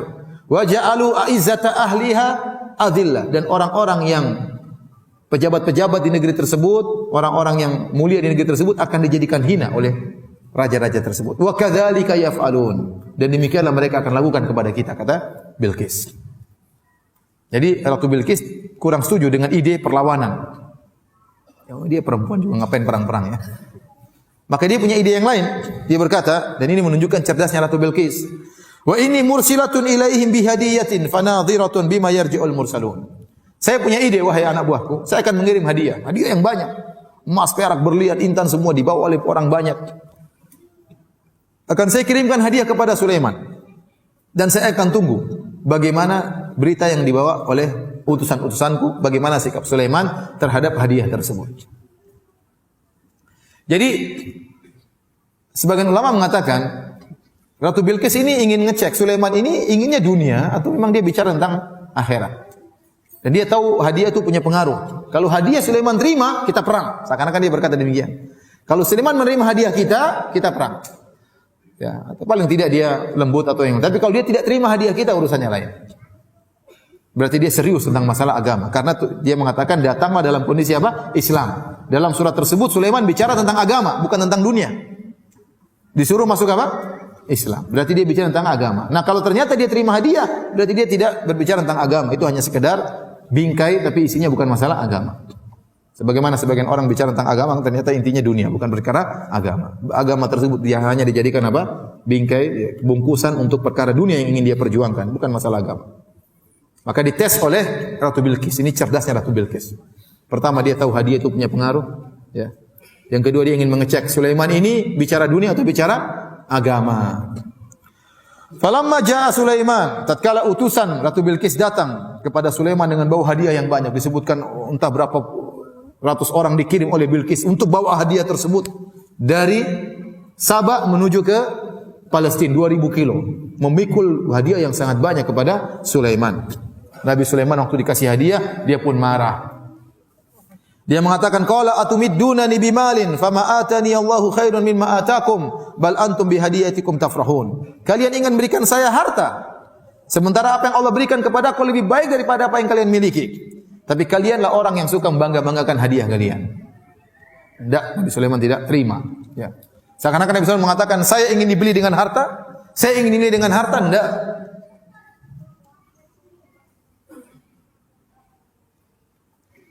Saya baru dengar seorang pejabat yang kemudian berkata, ya, saya ditawarin sekian miliar hanya untuk satu peraturan, merubah satu peraturan. Maka saya kumpulkan pegawai saya, dia bilang, kalau mereka bisa nilai kita dengan rupiah, kita enggak ada nilainya. Jangan sampai kita dinilai dengan apa? Rupiah. Ada pejabat yang ngomong gitu sama saya. Oleh karenanya, Sulaiman mengajarkan kepada mereka, ya, saya tidak bisa dinilai dengan duit, saya tidak bisa dinilai dengan harta. Apa yang Allah berikan kepada saya lebih baik daripada apa yang kalian miliki. Kalian saja yang bangga-banggaan kalau sudah kasih hadiah sama orang. Kemudian kata Nabi Sulaiman, irji ilaihim, pulanglah engkau kepada ratumu. Falanatiyannahum bijunudin la qibala lahum biha. Kami akan kirim pasukan menyerang mereka yang mereka tidak bisa melawan pasukan kami. Wala nukhrijannahum minha adillah wa hum saghirun. Sungguh kami akan mengusir mereka dari negeri mereka dalam kondisi hina, dalam kondisi rendah. Dan Nabi Sulaiman tahu pasti Ratu Bilqis ketakutan. Akhirnya mereka pulang dan mereka ketakutan dengan ancaman Nabi Sulaiman, dan Nabi Sulaiman tahu ini Bilqis pasti datang menyerahkan dirinya. Maka Nabi Sulaiman kemudian punya rencana lain. Kata Nabi Sulaiman kepada anak buahnya, qala ya ayyuhal mala'u ayyukum ya'tini bi arsyiha qabla an ya'tuni muslimin. Kata Nabi Sulaiman, wahai anak buahku, siapa di antara kalian yang bisa mendatangkan singgasananya yang disebut oleh Hutut itu, hadirkan ke sini sebelum mereka datang. Jadi mulailah Ratu Bilqis dan pasukannya keluar dari negeri Sabah untuk menyerahkan diri kepada Sulaiman. Setelah mereka keluar dari singgasana mereka, Nabi Sulaiman mengatakan, siapa di antara kalian wahai anak buahku yang bisa mendatangkan singgasananya? Qala ifritun minal jinni ana atika bihi qabla an taquma min maqamik. Berkata ifrit, jin yang paling top, saya akan datangkan singgasananya kepada engkau wahai Sulaiman sebelum kau berdiri dari tempat dudukmu. Berdiri butuh waktu atau tidak? Butuh waktu beberapa detik. Belum berdiri sudah datang singgasana. Ada yang mengatakan maksudnya Nabi Sulaiman dia selalu mengecek pekerjaan anak buahnya dan dia duduk berjam-jam menjelang duhur baru dia berdiri. Artinya Ifrit berkata, saya butuh waktu beberapa jam atau beberapa saat untuk sebelum kau berdiri wahai baginda akan hadir singgasana Ratu Bilqis. Dan ini hebat, berarti jin itu punya kekuatan. Berarti jin Ifrit cepat sekali, shring, kemudian pergi, kemudian mikul singgasana, cepat sekali, luar biasa. Jin memang ada punya kekuatan. Jin punya kekuatan. Wa qala alladhi indahu wa inni alaihi laqawiyyun amin. Percayalah wahai baginda, sungguhnya aku ini kuat dan terpercaya, aku amanah. Meskipun saya setan, saya amanah. Kali ini saya amanah. Qala alladhi indahu ilmun minal kitab. Maka berkatalah orang yang memiliki ilmu dari Alkitab. Ana atika bihi qabla an yartadda ilaika tarfuk. Saya akan datangkan singgasana tersebut sebelum kau mengedipkan matamu wahai Sulaiman. Subhanallah. Ada khilaf siapa orang ini. Ada yang mengatakan salah seorang soleh di negeri Sulaiman. Ada yang mengatakan maksudnya Sulaiman sendiri. Sulaiman berkata, wahai Ifrit, kau cuma begitu. Saya sebelum mengedipkan mata, sebelum kau kedipkan mata sudah datang singgasana. Jadi ada khilaf apakah itu Sulaiman atau yang lainnya. Intinya sangat hebat. Ya. Falamma ra'ahu, akhirnya orang ini mendatangkan singgasana sebelum Sulaiman mengedipkan matanya. Falamma ra'ahu mustaqirran indahu. Tatkala Sulaiman melihat singgasana tersebut sudah ada di hadapan dia, maka dia pun bersyukur kepada Allah. Dia berkata, qala hadza min fadli rabbi. Ini adalah karunia dari Rabbku bisa menghadirkan singgasana di hadapanku. Liyabluwani aashkuru am akfur. Allah memberi saya kenikmatan ini untuk mengujiku. Apakah aku ini bersyukur kepada Allah ataukah aku ini kufur kepada nikmat Allah Subhanahu wa taala. Wa man syakara fa inna ma yashkuru li nafsi. Kemudian Nabi SAW berkata, barang siapa yang bersyukur, dia bersyukur untuk dirinya. Allah tidak butuh dengan rasa syukurnya. Tapi dia bersyukur itu untuk apa? Untuk dirinya. Dia beribadah untuk dirinya. Jangan sampai terbetik dalam benak kita Allah butuh untuk kita ibadahi. Tidak. Tapi seorang ibadah kepada Allah adalah untuk dirinya sendiri. Wa man kafara, barang siapa yang kafir, fa inna rabbi ghaniyyun karim. Sesungguhnya Rabbku maha kaya dan maha mulia. Tidak butuh dengan ibadah kalian. Kalian kafir enggak ada masalah. Kemudian kata Nabi Sulaiman, qala nakiru laha arsyaha. Nanzur atahtadi am takuna minal ladzina la yahtadun. Kata Nabi Sulaiman kepada anak buahnya, rubah-rubah sedikit singgasana itu, rubah-rubah.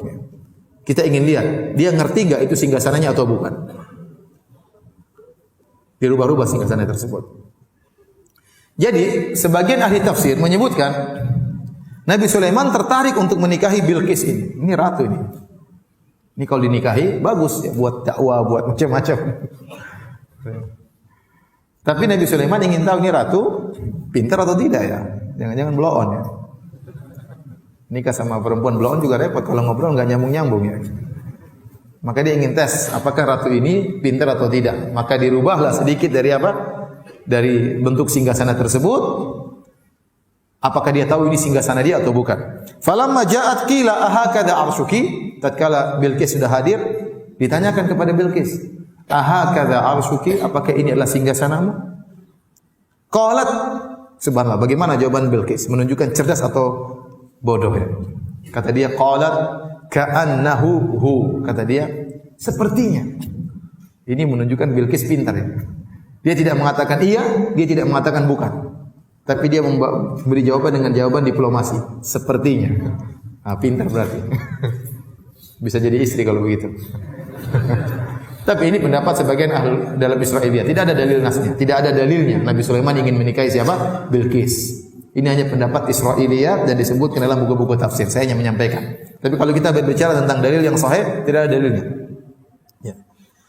Kemudian kata Nabi Sulaiman, wa utinal ilma min qabliha wa kunna muslimin. Kita sudah dapat ilmu sebelum Bilqis dan kami sudah Islam sebelumnya. Wa saddaha ma kana ta'budu min dunillah. Ya. Adapun dia terhalangi apa yang dia sembah selain Allah menghalangi dia dari Allah Subhanahu wa taala. Innaha kanat min qaumin kafirin. Sungguhnya Bilqis itu termasuk dari orang-orang yang kaum yang kafir. Kemudian ternyata Nabi Sulaiman sebelum Bilqis datang, Nabi Sulaiman membuat istana yang sangat megah, terbuat dari kaca. Istana yang sangat megah, tinggi, terbuat dari kaca. Kemudian dibuatlah lantai istana tersebut sangat panjang, semuanya dari kaca. Tidak ada sambungan-sambungannya. Kaca flat yang sangat besar. Dan di bawah kaca tersebut dialirkan air dan ada ikan-ikannya. Sehingga kalau orang lihat seakan-akan tidak ada kaca. Seandainya kaca tersebut sambungan-sambungan ketahuan ada sesuatu di atas air tersebut. Tapi dia flat yang benar-benar datar, tidak ada sambungannya. Dan sampai sekarang belum ada istana seperti itu. Di zaman 2000 berapa ini?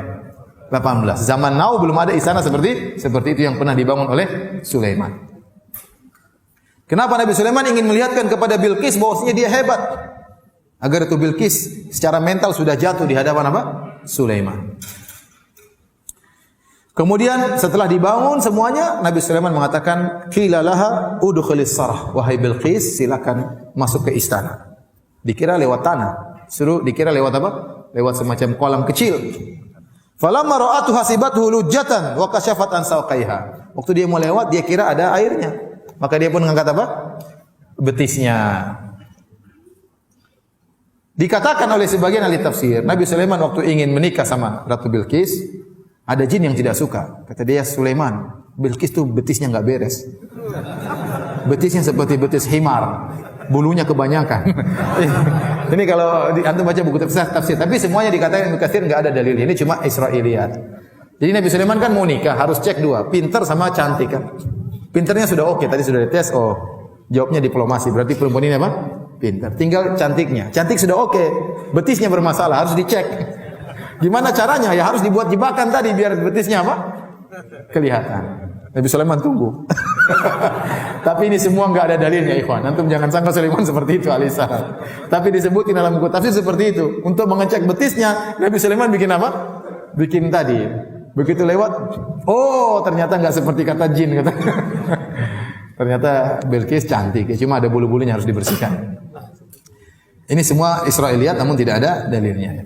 Kemudian qala innaha sarhun mumarradun min qawarir. Sulaiman menjelaskan, wahai Bilqis, enggak ada apa-apa di situ, enggak ada air. Ini lantai.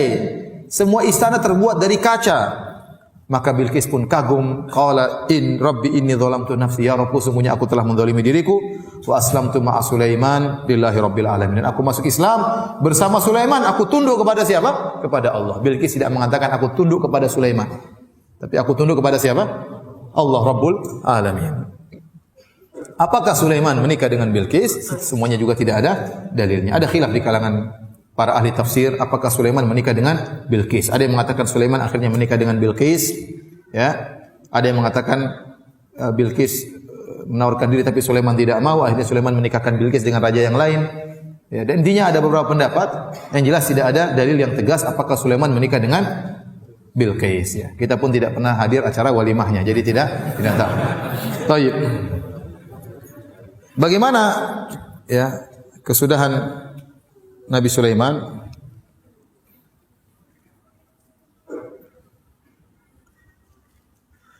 Nabi Sulaiman alaihissalam meninggal ya, tatkala sedang mengawasi para jin sedang bekerja. Ya. Kata Allah Subhanahu wa taala dalam surat Saba ayat 14, "Falamma qadayna 'alaihi al-mauta ma dallahum 'ala mautihi illa dabbatul ardi ta'kulu min sa'atah." Tatkala kami putuskan Sulaiman akan meninggal dunia, maka tidak ada yang memberitahukan tentang kematian dia kecuali aradah, yaitu kecuali rayap yang memakan tongkatnya. Jadi Nabi Sulaiman biasanya datang ngecek jin-jin kerja, dia bertumpu kepada tongkatnya.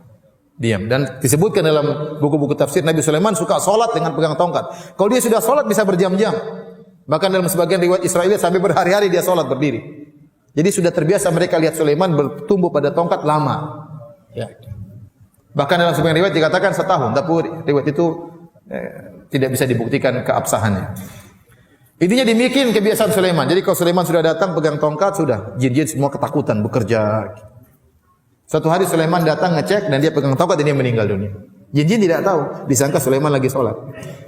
Kerja terus enggak kerja enggak berhenti kerja nih, Sulaiman udah mati padahal. Terus gitu. Jin ketakutan, terus kerja, enggak berhenti.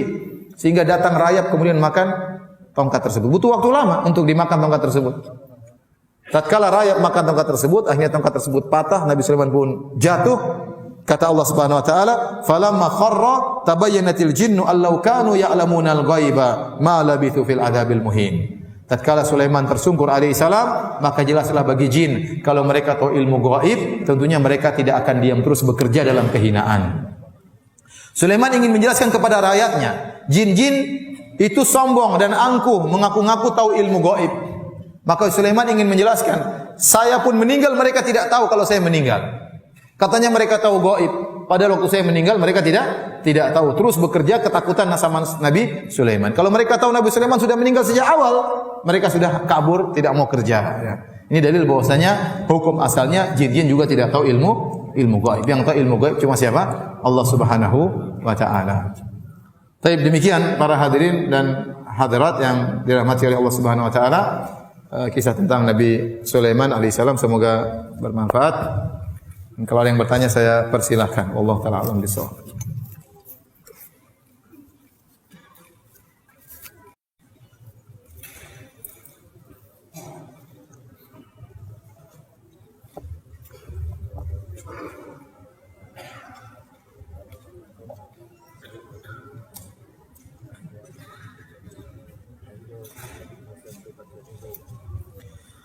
Bolehkah diamalkan doa surat An-Naml ayat 19 yang Ustaz ucapkan tadi untuk saya dan orang tua? Bagaimana kalau orang tua sudah meninggal? Enggak ada masalah ya. Kita berdoa, ya Rabbi auzi'ni an ashkura ni'mataka allati an'amta alayya wa ala walidayya wa an a'mala salihan tarda. Wa aslih li fi dzurriyyati. Ya, enggak ada masalah. Ini doa yang kita boleh cuplik, kita boleh doa dalam doa-doa kita. Demikian juga doa-doa Nabi yang lain. Seperti doanya Nabi Adam, Rabbana zalamna anfusana wa illam taghfir lana wa tarhamna lanakunanna minal khasirin. Ini doa yang bisa kita ucapkan. Dari Rabbi auzi'ni an ashkura ni'mataka allati an'amta alayya, ya Allah, ilhamkanlah kepadaku untuk agar aku bisa bersyukur atas nikmat yang Kau berikan kepadaku dan kepada kedua orang tuaku, dan agar aku bisa beramal saleh yang Kau ridhai. Seperti doanya Nabi Ibrahim, Rabbi ja'alni muqimas salati wa min dzurriyyati. Ya Allah, jadikanlah aku penegak salat, demikian juga anak-anakku, jadikanlah mereka penegak salat. Demikian juga Rabb wajubni wa junubni wa bani anak budal asnam. Ya Rabbku, jauhkanlah aku dan anak keturunanku dari penyembahan berhala, dari kesyirikan. Tapi kalau doa Nabi Sulaiman yang satunya enggak boleh. Rabbi firli wa habli mulkan la yanbaghi li ahadin min ba'di. Ya Allah, anugerahkan aku kerajaan yang tidak boleh seorang pun itu enggak boleh. Itu khusus Nabi Sulaiman. Antum enggak boleh doa dengan doa tersebut. Tidak bakalan dikabulkan ya.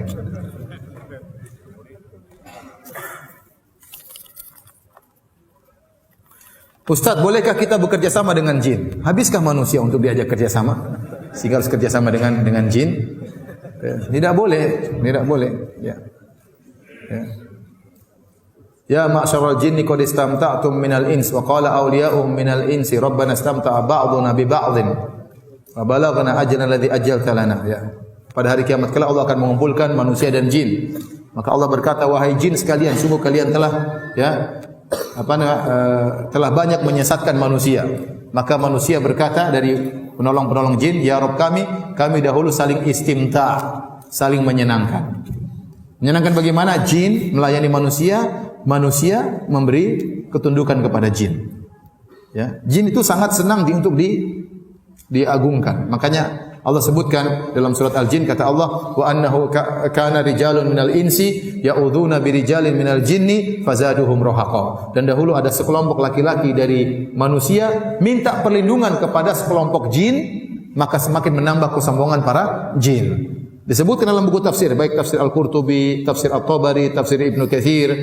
Dahulu orang-orang Arab jahiliyah kalau mereka melewati suatu lembah, mereka berkata, na'udzu bi sayyidi hadzal wadi min sufahai qaumihi. Kami berlindung kepada bos jin di lembah ini dari gangguan anak buahnya. Setelah dia mengucapkan demikian, maka tidak ada yang ganggu dia. Tapi itu adalah kesyirikan. Menjadikan jin semakin sombong, semakin angkuh. Ini adalah kesyirikan. Maka tidak boleh seorang bekerja sama dengan jin, sengaja bekerja sama dengan jin ya. Tidak boleh. Ada yang mengatakan, Ustaz, tapi kalau jinnya muslim, dari mana kamu tahu dia muslim atau tidak? Zahirnya Ustaz. Bagaimana zahirnya enggak kelihatan? Ya, kalau manusia bisa kita cek zahirnya, dia ke masjid, dia ke ini. Jin dari mana ente cek ya? Ya. Apalagi Nabi berkata tentang setan kata Nabi, shadaqaka huwa kadzub. Setan itu benar kali ini tapi biasanya dia berdusta. Dan kita menutup pintu-pintu ini, ya. Jangan kita buka pintu-pintu ini. Ya, saya kemarin baru dari suatu daerah, saya ceramah. Di sana banyak bentuk kerjasama dengan jin. Di antara cerita yang lucu, ya. Jadi ada kawan ini juga ustadz ya, cerita. Jadi dia punya paman, ya, suka mengajarin ilmu, tapi orang kalau mengambil ilmu harus bayar mahar. Ada sepupunya ingin diajari supaya bisa pintar ngomong. Jadi ada wirid-wirid tertentu, ada ritual-ritual tertentu supaya pintar ngomong. Kata pamannya, silakan, tapi maharnya 10 gram emas. Akhirnya sepupunya ini, padahal pamannya sendiri, sepupunya datang, kasih 5 gram emas. Nanti 5 gramnya belakangan. Akhirnya omnya ngajar, pamannya ngajar, dan akhirnya dia pintar ngomong. Dia pintar ngomong. Setelah pintar ngomong, yang pertama kali dikibulin pamannya sendiri. Sehingga dia pintar ngomong, 5 gramnya nggak dibayarin sampai sekarang katanya. Kemudian pamannya ditipu kedua kali. Paman mau gini, mau enggak, mau kerja. Dia pintar ngomong, akhirnya dia banyak nipu orang gara-gara pintar apa? Ngomong. Seakan-akan menghipnotis. Itu pakai ilmu. Ilmu tersebut dibayar dengan 5 gram emas. Yang pertama dia bohongin gurunya sendiri. Saya dengar cerita ya ketawa. Jadi seperti itu. Itu apa namanya, kerjasama dengan jin, kerjasama dengan jin. Cerita kedua dia cerita juga. Jadi kakeknya punya pisau. Pisau ini pisau yang luar biasa sakti. Kakak dia juga seorang ustadz pergi ke suatu pondok. Pondok itu ingin diserang oleh sebagian preman-preman dari daerah yang sama. Ingin datang dari daerah yang sama. Akhirnya kakaknya ini jengkel, dia pulang kampung, dia ambil itu apa namanya, pisau kakeknya. Pamannya udah ngaji, ya apa? Kakaknya udah ngaji, dia juga udah ngaji ustadz ya. Dia bawa apa namanya, pisau tersebut. Pas tiba-tiba preman-preman tersebut datang dari kampung yang sama, dia bilang, kalian mau lawan saya? Ini pisau saya ambil dari kampung saya. Ayo, berani nggak? Nggak ada yang berani. Nggak ada yang berani. Takut sama pisau tersebut. Akhirnya pisaunya lupa dia bawa pulang. Kakeknya di kampung sakit-sakitan, gatal-gatal, bengkak-bengkak. Kata dia, mana itu pisau? Tidak dikasih makan, saya kesakitan sekarang. Suruh bawa pulang, subhanallah. Jadi seperti itu. Jadi jinnya harus dipelihara harusnya. Khodam dipelihara, dikasih mahar, dikasih macam-macam, ada wirid-wirid tertentu. Ini semua wirid-wirid bid'ah yang tidak pernah diajarkan oleh Nabi sallallahu alaihi wasallam. Jadi saya katakan jangan membuka pintu kerjasama dengan jin. Kalau ternyata kerjasama dengan jin boleh, maka yang lebih utama Nabi dan para sahabat bekerja sama dengan jin. Mereka sangat perlu dengan jin dalam perang Badar, dalam perang Khandaq, dalam perang Uhud, dalam perang-perang yang lainnya. Namun mereka tidak pernah bekerja sama dengan jin. Wallahu ta'ala alam bisawab.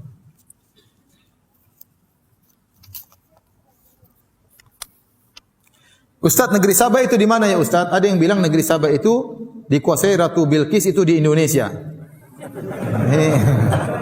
Ini malu-maluin ya, malu-maluin. Katanya Raja Sulaiman tuh Sleman. Enggak nyambung ya, subhanallah. Katanya Haikal Sulaiman tuh Borobudur. Ya, sekarang orang-orang Yahudi kenapa pergi ke Palestina? Karena mereka ingin bangun kembali kerajaan Sulaiman Raya, ingin membangun Haikal Sulaiman. Menurut mereka Sulaiman telah membangun kerajaannya dan mereka harus membangun kembali. Jadi mereka memfokuskan untuk membangun negeri mereka di Palestina. Kalau ternyata di Indonesia orang Yahudi akan pindah semua di sini, repot kita nanti. Ini tidak benar. Apakah ada keturunan-keturunan Sulaiman sekarang di mana? Di Sleman? Dari sisi wajah, dari sisi hidung yang mancung? Tidak ada ya. Semuanya model-modelnya seperti kita semua. Apalagi Sulaiman disebutkan cuma sekitar 1000 tahun sebelum Masehi. Ini tidak terlalu lama ya. Tidak terlalu lama ya. Ini semua hanyalah omong kosong. Ini memalukan. Ya, ini penelitian saya dengar dari seorang, ini memalukan orang Indonesia. Ya. Jangan sampai diterjemahkan ke bahasa Arab. Nanti kita ditertawain sama orang Arab.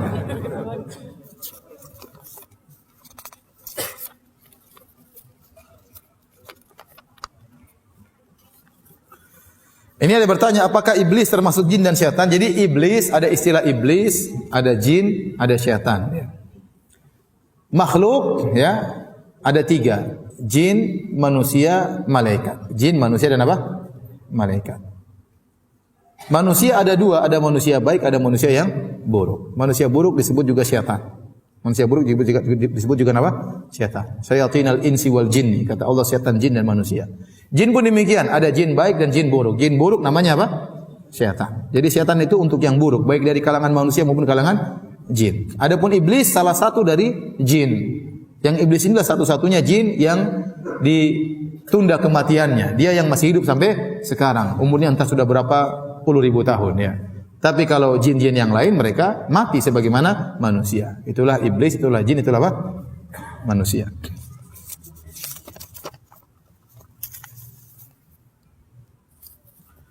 Nabi Sulaiman ganteng kah? Ya ganteng lah pastilah.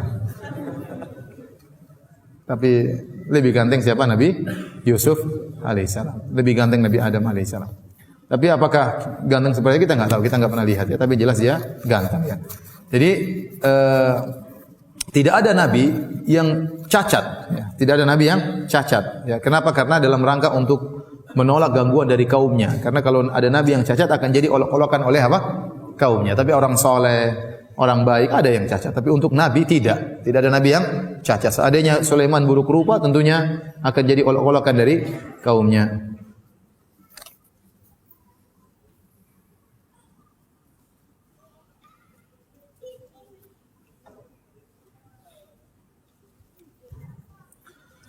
Ustaz, bagaimana kalau kita punya anak yang indigo? Apakah harus dibuang? Bagaimana caranya? Biasanya anak-anak seperti ini diganggu jin, ya, diruqyah.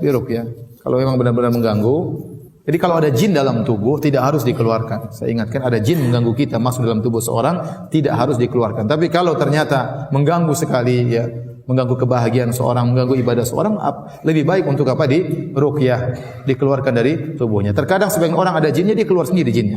Terkadang jinnya keluar sendiri. Terkadang ada yang tidak keluar perlu untuk diruqyah, ya. Tapi ada orang yang ada jinnya namun dia bisa hidup normal, ada, saya tahu juga, ya. Tetapi maksud saya tidak harus. Tapi kalau benar-benar terganggu, ya, karena jin kalau sudah masuk dalam tubuh manusia terkadang dia memberi bisikan-bisikan. Dulu ada kawan yang dia kemasukan jin Nasrani. Selalu datang ke pasir, Ustaz saya punya syubhat. Syubhatnya dari jin itu. Ya, syubhat tentang Islam, syubhat tentang hebatnya Nasrani, dan selalu karena jin itu bisik-bisikin apa? Syubhat. Dia bilang ini harus diruqyah. Ini karena jin syubhat. Jin apa? Jin syubhat.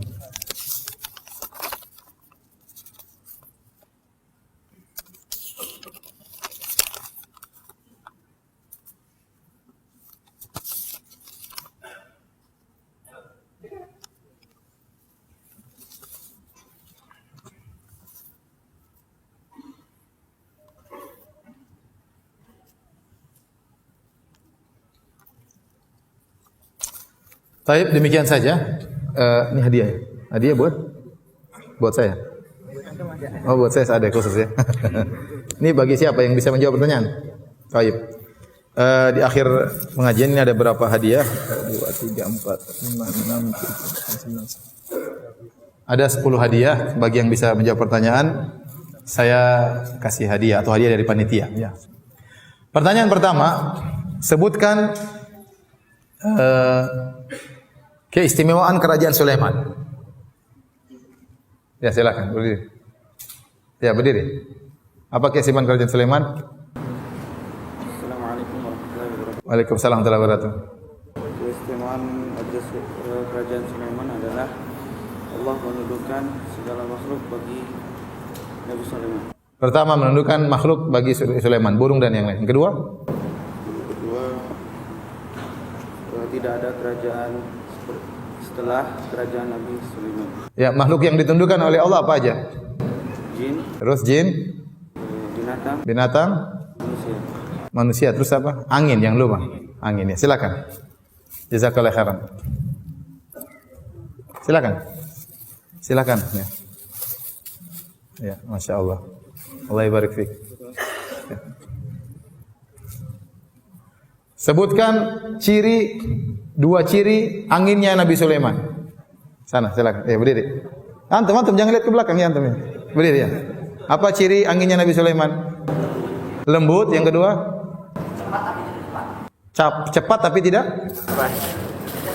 Tidak terlalu cepat. Ada pramugarinya enggak? Enggak ada. Pesawat Nabi Sulaiman tidak ada pramugarinya ya. Silakan sini.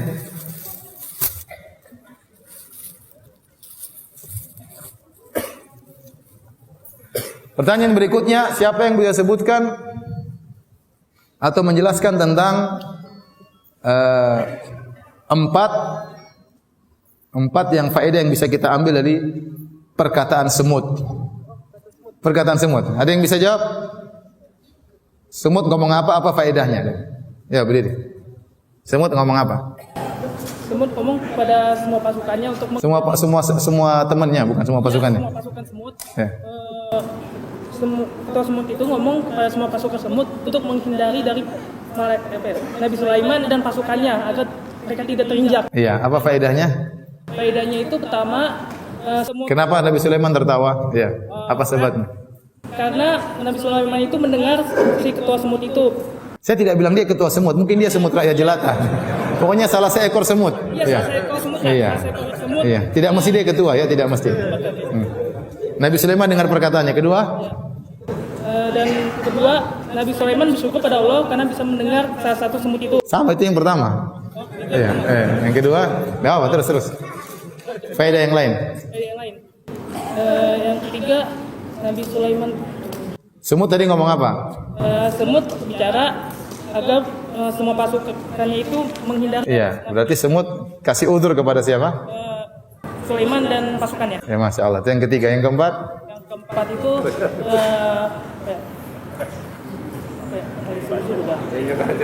Ada apa sini? Silakan.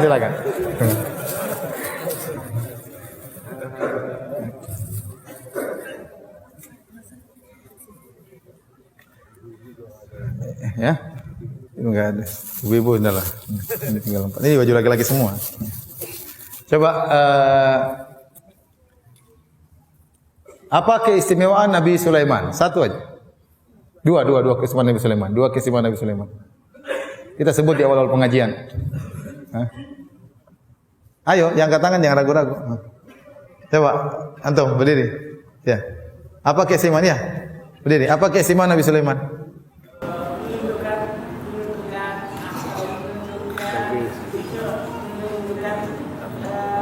Menundukkan apa?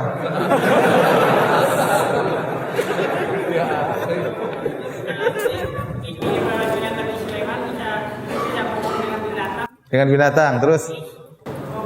Hewan-hewan.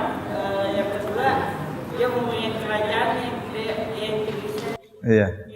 Keistimewaan Nabi Sulaiman, dia seorang nabi dan rasul.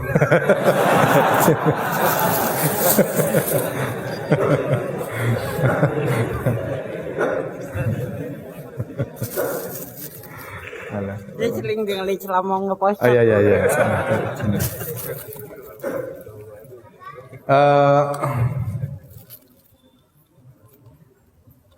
Apa lagi pertanyaan? Siapa yang hafal doa Nabi Sulaiman? Nah, jawab berdiri. Ya. Rabbi auzi'ni an ashkura ni'mataka allati an'amta alayya wa ala walidayya wa Rabbi auzi'ni an ashkura ni'mataka allati an'amta alayya wa ala walidayya wa an a'mala salihan tarda. Masyaallah.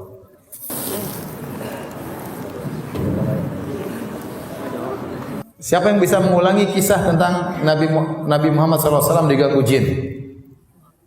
Kisahnya gimana? Hah? Ya, coba. Rasulullah sedang sholat, terus jin ifrit. Lewat mana?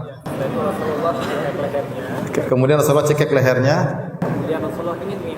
Sampai lidahnya keluar, Rasulullah rasa dingin lisannya. Terus? Dan Rasulullah ingin mengikatnya di masjid sampai pagi hari sehingga sempat sampaikan tersebut. Tapi Rasulullah ingat pada doa. Masya Allah, jazakallah khairan. Apa? Mau jawab? Udah, langsung aja dapat hadiah. Baik, demikian kajian kita ikhwan dan akhwat yang dirahmati Allah Subhanahu wa taala. Kita tutup dengan kafaratul majlis. Subhanakallah bihamdik asyhadu an la ilaha illa anta astaghfiruka wa atubu ilaik. Assalamualaikum warahmatullahi wabarakatuh. Demikian kajian hari ini